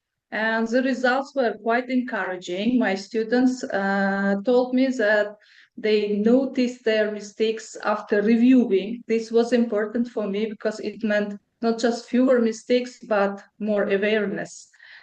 And also, when I analyzed my students' written work, I noticed that the number of mistakes fell noticeably. And this action research was an eye-opening experience for me. I learned that our students' mistakes are not just errors, they are information that tell us what our students need.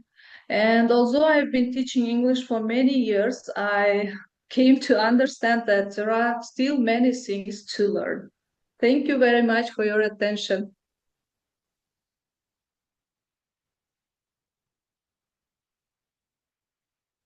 Thank you very much for the presentation, Feruza. And I think, Umida, you have another mentee, so please introduce. So my another mentee, wonderful teacher trainer, and head of English department for Aviation Training Center, Uzbekistan Airways, Ayalita Nuridinova. Over to you, Ayalita. Thank you, Umida. Good evening to everyone. And I work in aviation training context where speaking skills are critical. So role play is widely used to simulate real operational context. However, I noticed that novice teachers, they struggle to use the role play truly effective, especially in mixed level classes. So my research focused on one question. How can I help novice teachers use role play more effectively to improve the speaking skills of aviation personnel? I collected data from three perspectives, students, novice teachers, and classroom practice to identify where breakdown actually occur. This allowed me to use these triangular data to ensure that the findings were reliable and grounded. And this led to an important insight. Role play itself was not a problem. The problem lies in how it is scaffolded, how it is designed, and how it is facilitated, especially by novice teachers who are not familiar with this ESP domain. Based on the findings, I developed an action plan, a more systematic approach on the role play. I designed an action plan focused on scaffolding, on clarity, and teacher support. After implementing this structured approach, both students and novice teachers showed noticeable improvements, and these role-play activities became more purposeful, students spoke more confidently, and novice teachers managed tasks more effectively. So this project actually reinforced the data that effective role play lies beyond just only acting. It should be focused on how it is designed, how it is managed, more than just action. When novice teachers feel confident and prepared, students perform better and communicate more effectively. And ultimately, supporting novice teachers means improving learning outcomes for future aviation professionals. And that is the real impact of this research. Thank you very much. Thank you a lot, Aelita, for your research story, presenting your research. And now it is time for the next mentor from Uzbekistan to step in and introduce us her mentee, Yana Kuchkarova. Yana, please, the floor is yours. Thank you. Good afternoon and good morning, good evening, everyone. I hope I am audible. And my mentee is Mahira Libekova. She is a teacher at Jizakh Pedagogical Institute, and she will speak about her research that she conducted on her feedback strategies. Mahira, welcome.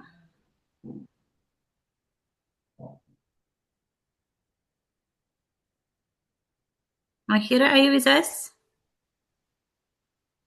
Mahira, unmute yourself. Yeah, please.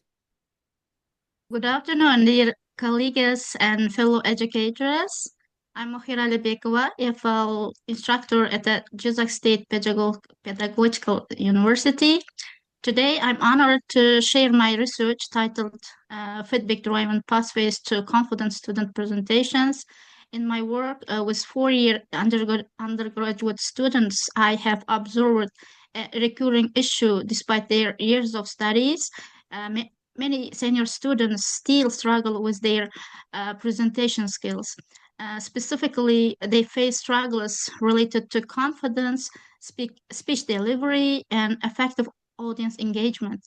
This research explores how structured feedback framework can bridge the gap between their academic knowledge, prior knowledge, and professional outcomes.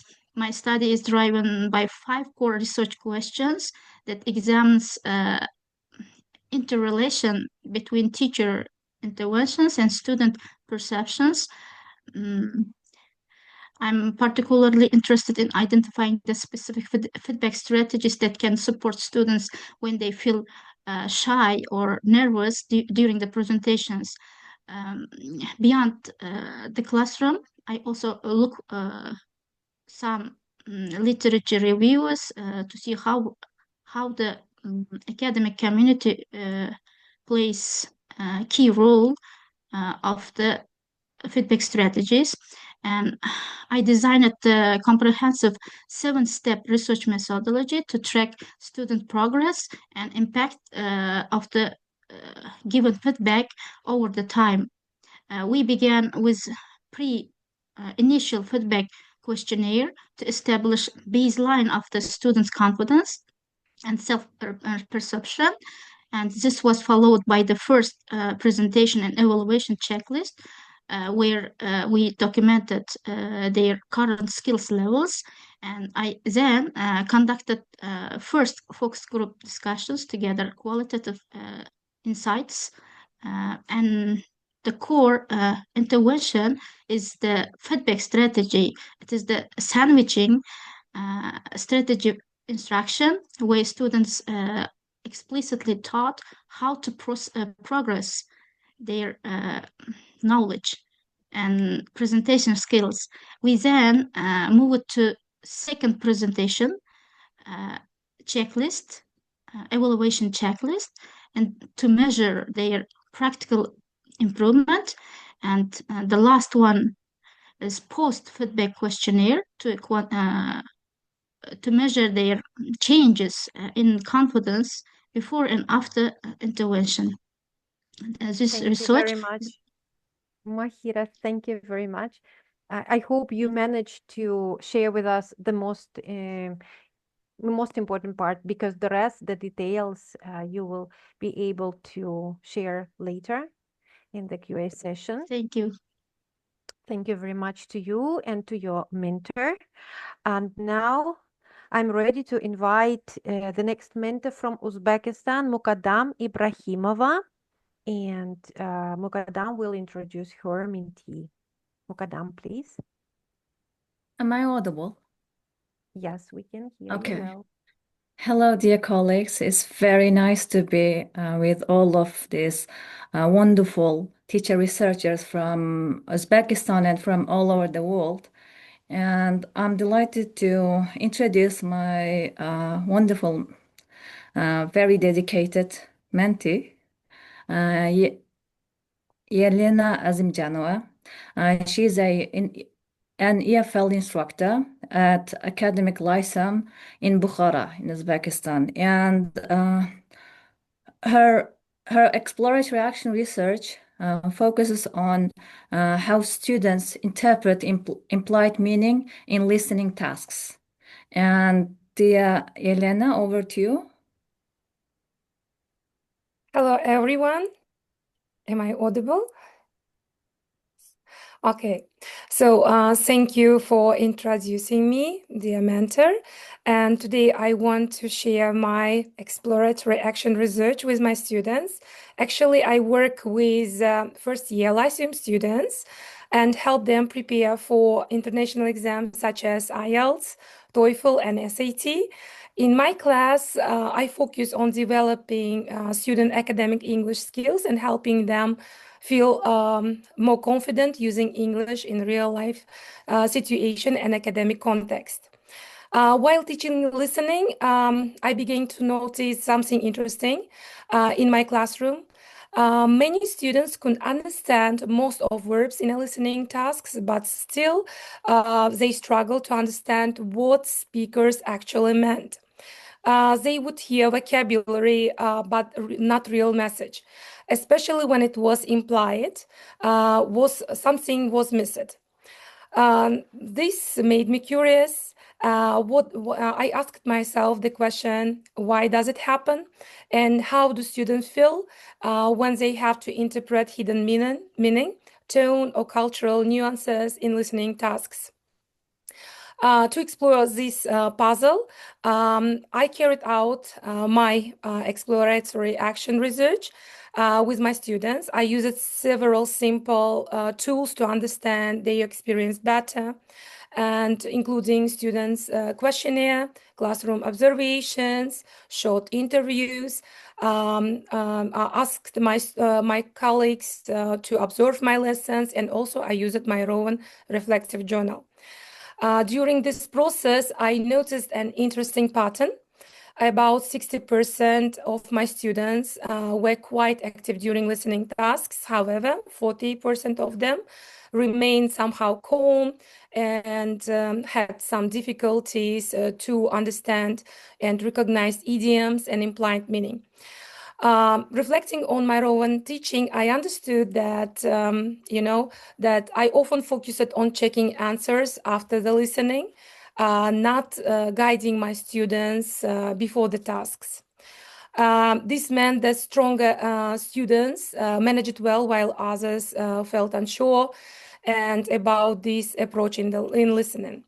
Based on the observations, I started to make some changes in my lessons, and I began using more authentic materials before listening. I also encouraged my students to participate in discussions before listening tasks and focus mainly on voice, stress, and context, helping them to learn how to read, how to say, between the lines. Thank you very much, Yelena. Thank you. Thank you. Very interesting poster and interesting research and presentation. And thank you to your mentor, Mukaddam. And now the time for the next mentor to step in and introduce the next mentee, the mentor from Uzbekistan, Feruza Erkulova. Feruza, please unmute yourself and introduce Good morning, good afternoon, good evening, everyone. I'm so happy to be here with you. So many faces, so many familiar faces. So we have started the research with Elyanora. Thank you so much, Elyanora, how to teach us. She taught us how to do the research. And now I'm going to give the floor to my mentee, Mukaddam Ibrokhimova. She's a novice teacher and she's a novice researcher at Namangan State Institute of Foreign Languages. So Mukaddam, it's your floor. Now I'm going to share. Visible? Yes, it is on its way. Yes, we can. But if you will be able to enlarge it a bit, would be much better. How to But enlarge? we can see it. Yeah, thank you. You can click on slideshow. Good day, everyone. First, I want to thank you for giving me such a great opportunity to share my classroom research. As my mentor just said before, I conducted this research with first-year students at Namangan State Institute of Foreign Languages. And the reason I chose this topic, first, when I started just teaching the reading classes, I observed that most of my students had a significant difference in their reading comprehension. And first, I decided to check how well they are understanding the reading sections or the passages. And then I decided to use some passages similar to those from the International English Language Testing System reading section. And after completing the reading tasks, the results showed a clear gap between the students' level. And some of them performed it around an 8-band score, and some of them just showed the poor reading comprehension by showing the 4 or 5-band score. And these students often had difficulties identifying key information, understanding unfamiliar words, and interpreting the meaning of the text. And after identifying this problem, I had some interviews with my students, with some colleagues, to identify and to understand where is exactly they are having the difficulty or the main kind of gaps in understanding the reading passages. So after identifying this problem, I started implementing several strategies like tiered tasks, scaffolded or guided performance with my class. And first, I taught them the practical reading strategies such as skimming and scanning to find out the clear or the specific information from the passage. Many students previously tried to translate every word, which made them let's say slow them down and made reading more difficult to understand. Second, I introduced pair and group discussions after reading activities. And plus, I used a new method with the help of AI. We know today is a 21st century, and we should implement this into reading or listening or other classes. So I used AI to simplify the level of the reading passage by just giving pictures to students to help them to understand the reading passage better. And I just provided my reading passage with the glossary points at the bottom of the reading passage. And it helped my students a lot. And after that, their goal was the same, but with different abstraction, different level of difficulty. They tried to achieve their goal. Our goal was just to improve their reading comprehension. Over time, I noticed clear improvements. Mukaddam, thank you very much for the Thank you for presentation. I you. can see that you haven't managed to maybe guide us through a couple of slides, but you will be given a chance to answer questions during the QA. Thank you very much to your mentor, Yes. Feruza Erkulova. And I think we have finished the presentation part of our session, and we are now free to ask and share our comments. We have 20 minutes. Please feel free to unmute yourself and address a particular presenter with your question or ask a question to all presenters. Also, please feel free to utilize the chat, and I see already that there is quite a discussion there. Thank you very much to the presenters who answered the questions. Please keep your eye out for the questions in the chat. Maybe there is a question for you. And now you're welcome to ask your question or share your comment if you would like.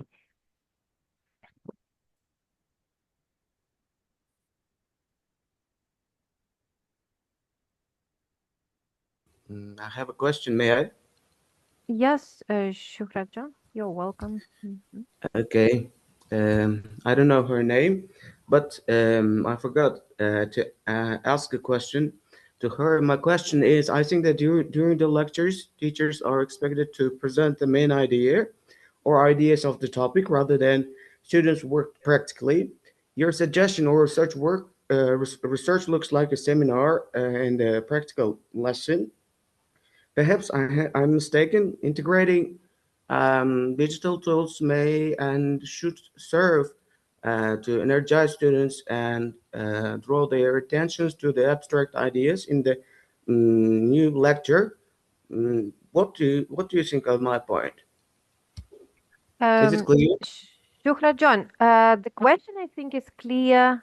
If needed, you may repeat it. But to whom you are addressing your question? Because do you remember the name of the presenter? About the presenter who just suggest recommend I or think it's a did the question research for lecture. Gulnoza I don't Rajabova, I know. think, because she was talking about giving lectures. Yes, maybe. Gulnoza, yes.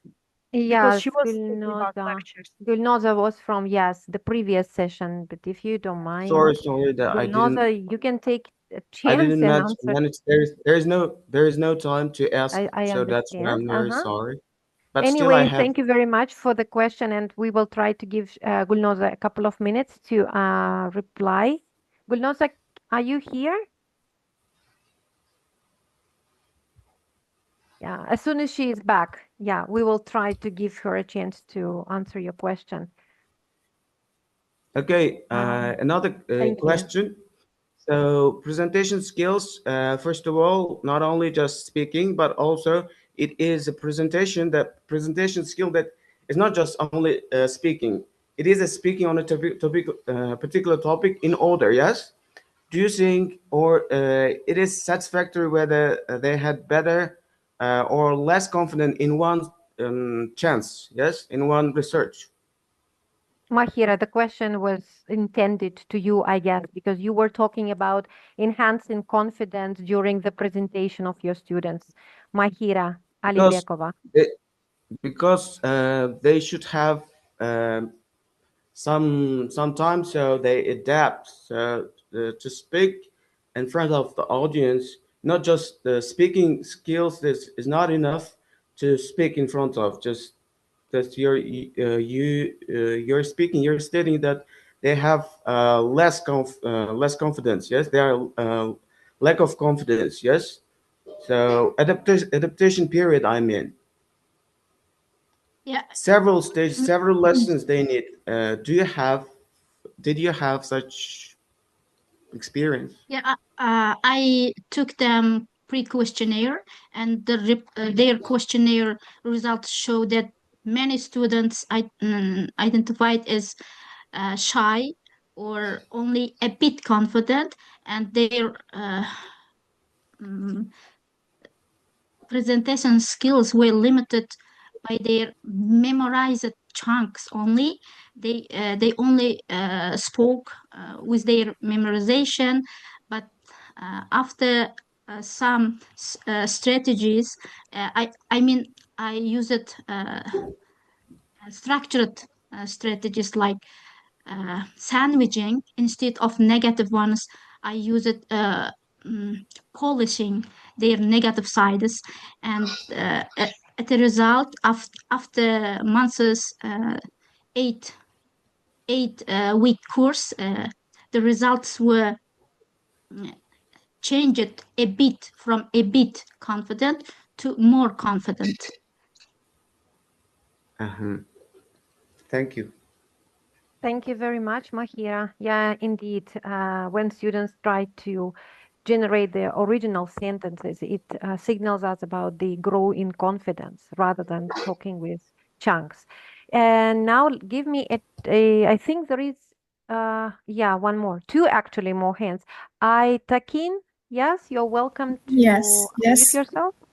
I have a question for Abdul Sattar wa Muharram, and I would like to hear about her findings in detail. Yeah, because she couldn't manage the time, but that was interesting presentation. I would like to hear that. And the second question for a person before Abdul Sattar wa Muharram, I forgot her name. And she Helena. mentioned, yeah, she mentioned that she could manage to read between the lines. I would like also to hear how could she manage it? Let's address one by one. Mukaddam, are you with us? Yeah, I'm here. Okay, so the question about your findings. Yeah. When it comes to my finding, firstly, I conducted my research with 28 students from the first year students, because I decided to see the real atmosphere and the real problem that students have in reading passages, so while solving reading passages. And according to my statistics and results, 5 of my students showed that their understanding level were pretty good enough to understand and grasp the main ideas from the passage, and their band score from the International English Testing System was 7.5 and 8.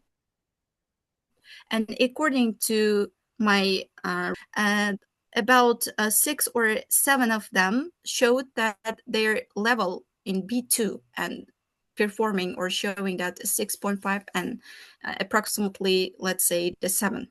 And unfortunately, 5 of them showed really bad and low score after finish it. They couldn't even understand the main idea, or just they didn't have any idea about what the topic or the passage is about. And it showed me that they even couldn't understand the meaning, and they tried to translate the whole reading passage word by word, and they couldn't manage their time. And after seeing and after just collecting all the details, after having an interview with my students, I decided that first to teach the specific strategies to solve the reading passage. And then, of course, I tried to make the reading passage level fit to my students' level by performing and by providing the pictures. For example, if the passage is about something different from our culture or something really difficult to understand, or let's say it's about the kind of tree, but they didn't have any idea about tree or the biology, let's say. And by showing pictures, by making the reading passage in B1 or B2 level using AI, I achieved a good kind of improvement in my students' reading comprehension. I also provided some glossary parts at the bottom of the reading passage. For example, if they come across with some difficult word, they can easily read the glossary and then they will have an idea what the reading passage is about. And by doing so, I say that I achieved a significant improvement in my students' reading comprehension. So, can I answer the second question, please? Yes, So you're I welcome, Elena.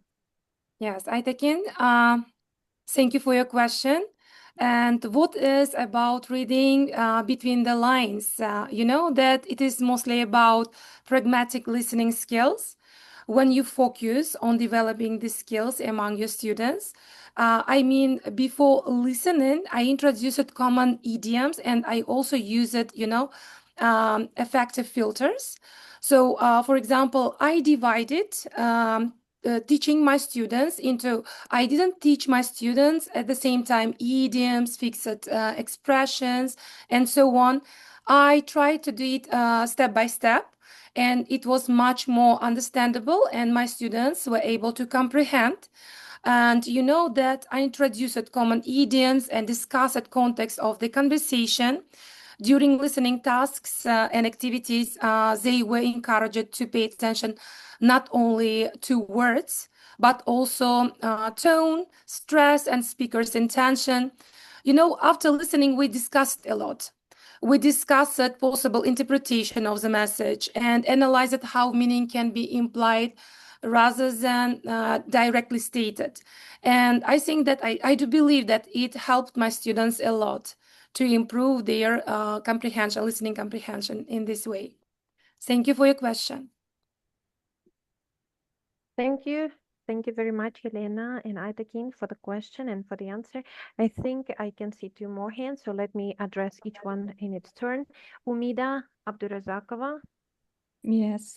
Hi, thank you for presentations. Dear presenters, okay, I have a question to Yelena. Yelena, which data collection tool gave you the most useful insights during your research?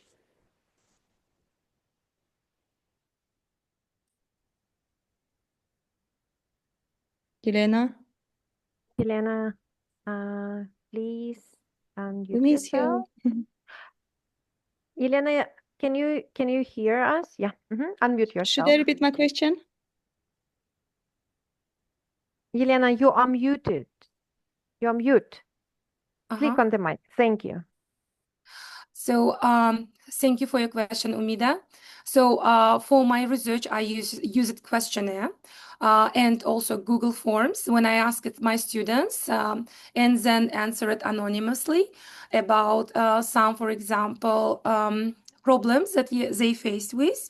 And I was surprisingly, half of my students said that the problem was like it's a psychological problem, anxiety, feeling of anxiety. And then I try to use more friendly atmosphere, relaxing atmosphere when we discuss different kind of topics. And according to questionnaire, I understood the main problem, how to say, patterns, and then try to work on in order to solve these problems. And also my colleagues helped me a lot by observation, and pre and post listening activities also helped me a lot to see my students growth and understanding how to solve these problems themselves also. Okay, thank you. Thank you very much. And Finita, you would like to ask a question, please? Yeah, thank you. Thank you very much. My question goes to the presenter who talked about how to help novice teachers use role play to improve speaking. Can you please tell us how novice teachers can use role play to help students who are anxious and shy? Because I think if a student is shy in class and you ask that student to do role play activities, they may find it difficult. They may be reluctant to perform such activities.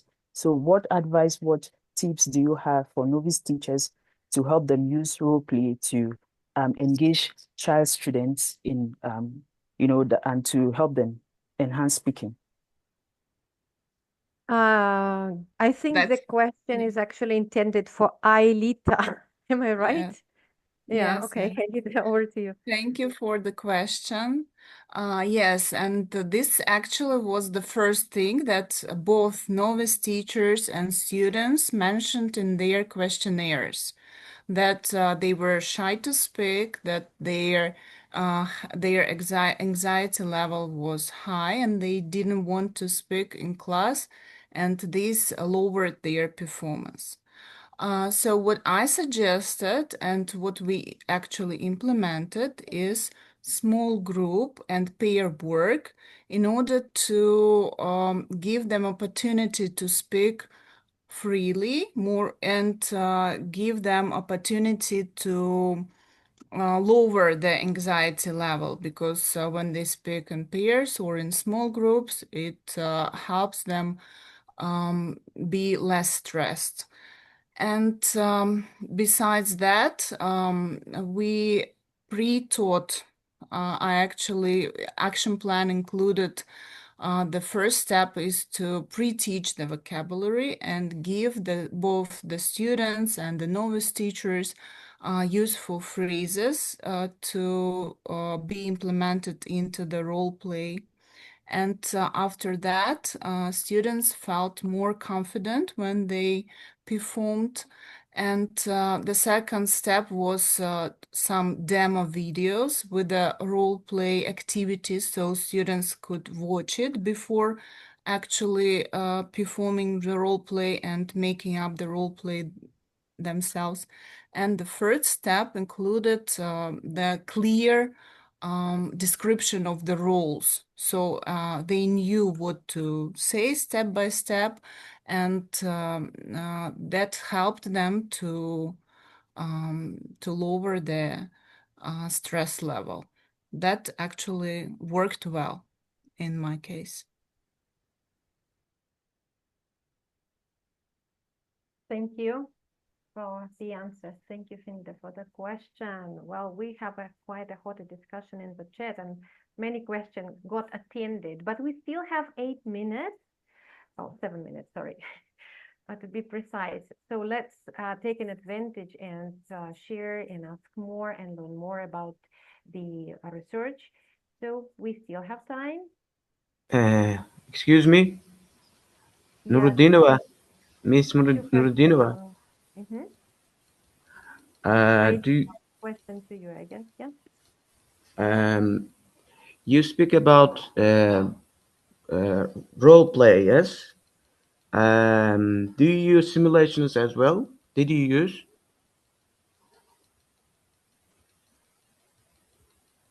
Right, John. So what do you mean by saying simulations? Do you differentiate between role play and simulations?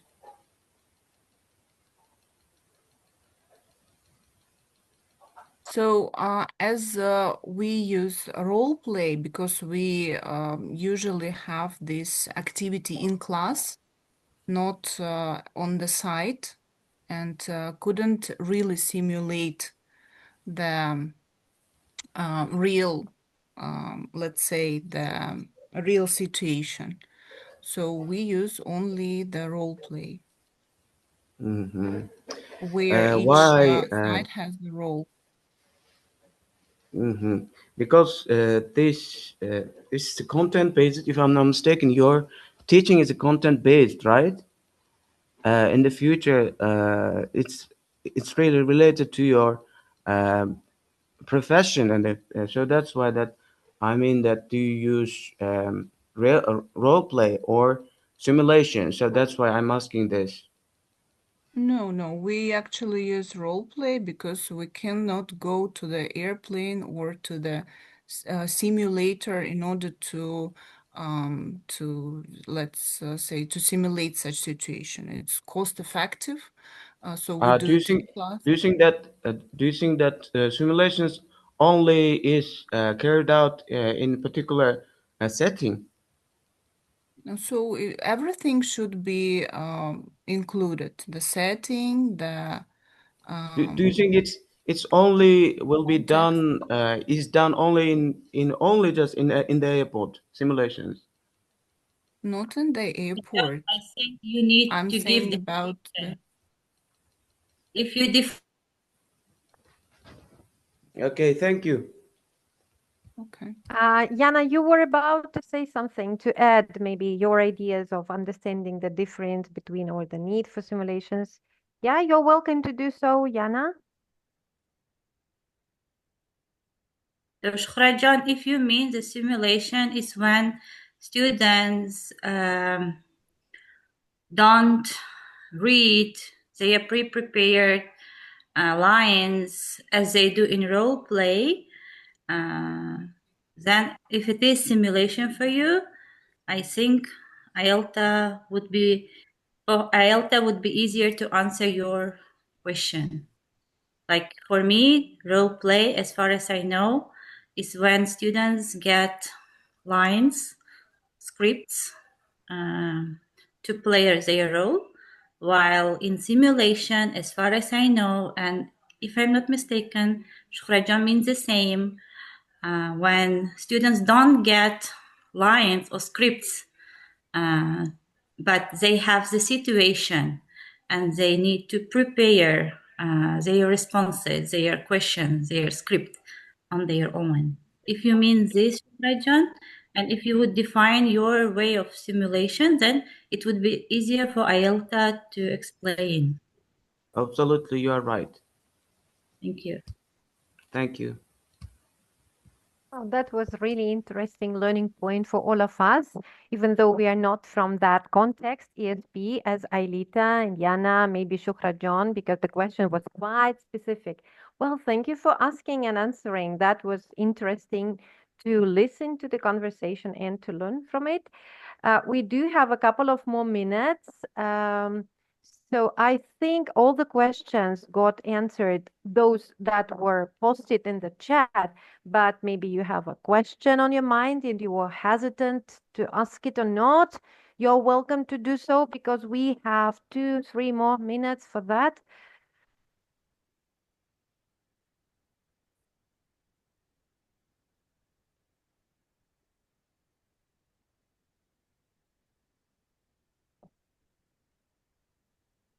Anyway, I'm going to share in the chat, as usual, the links, very important ones. So you can request the certificate. Here is the link in the Zoom chat. And another link that I'm going to post right now will be the link where you will be given a chance to share your feedback about the conference, about the session. Please take your time and to fill in both. Here they are.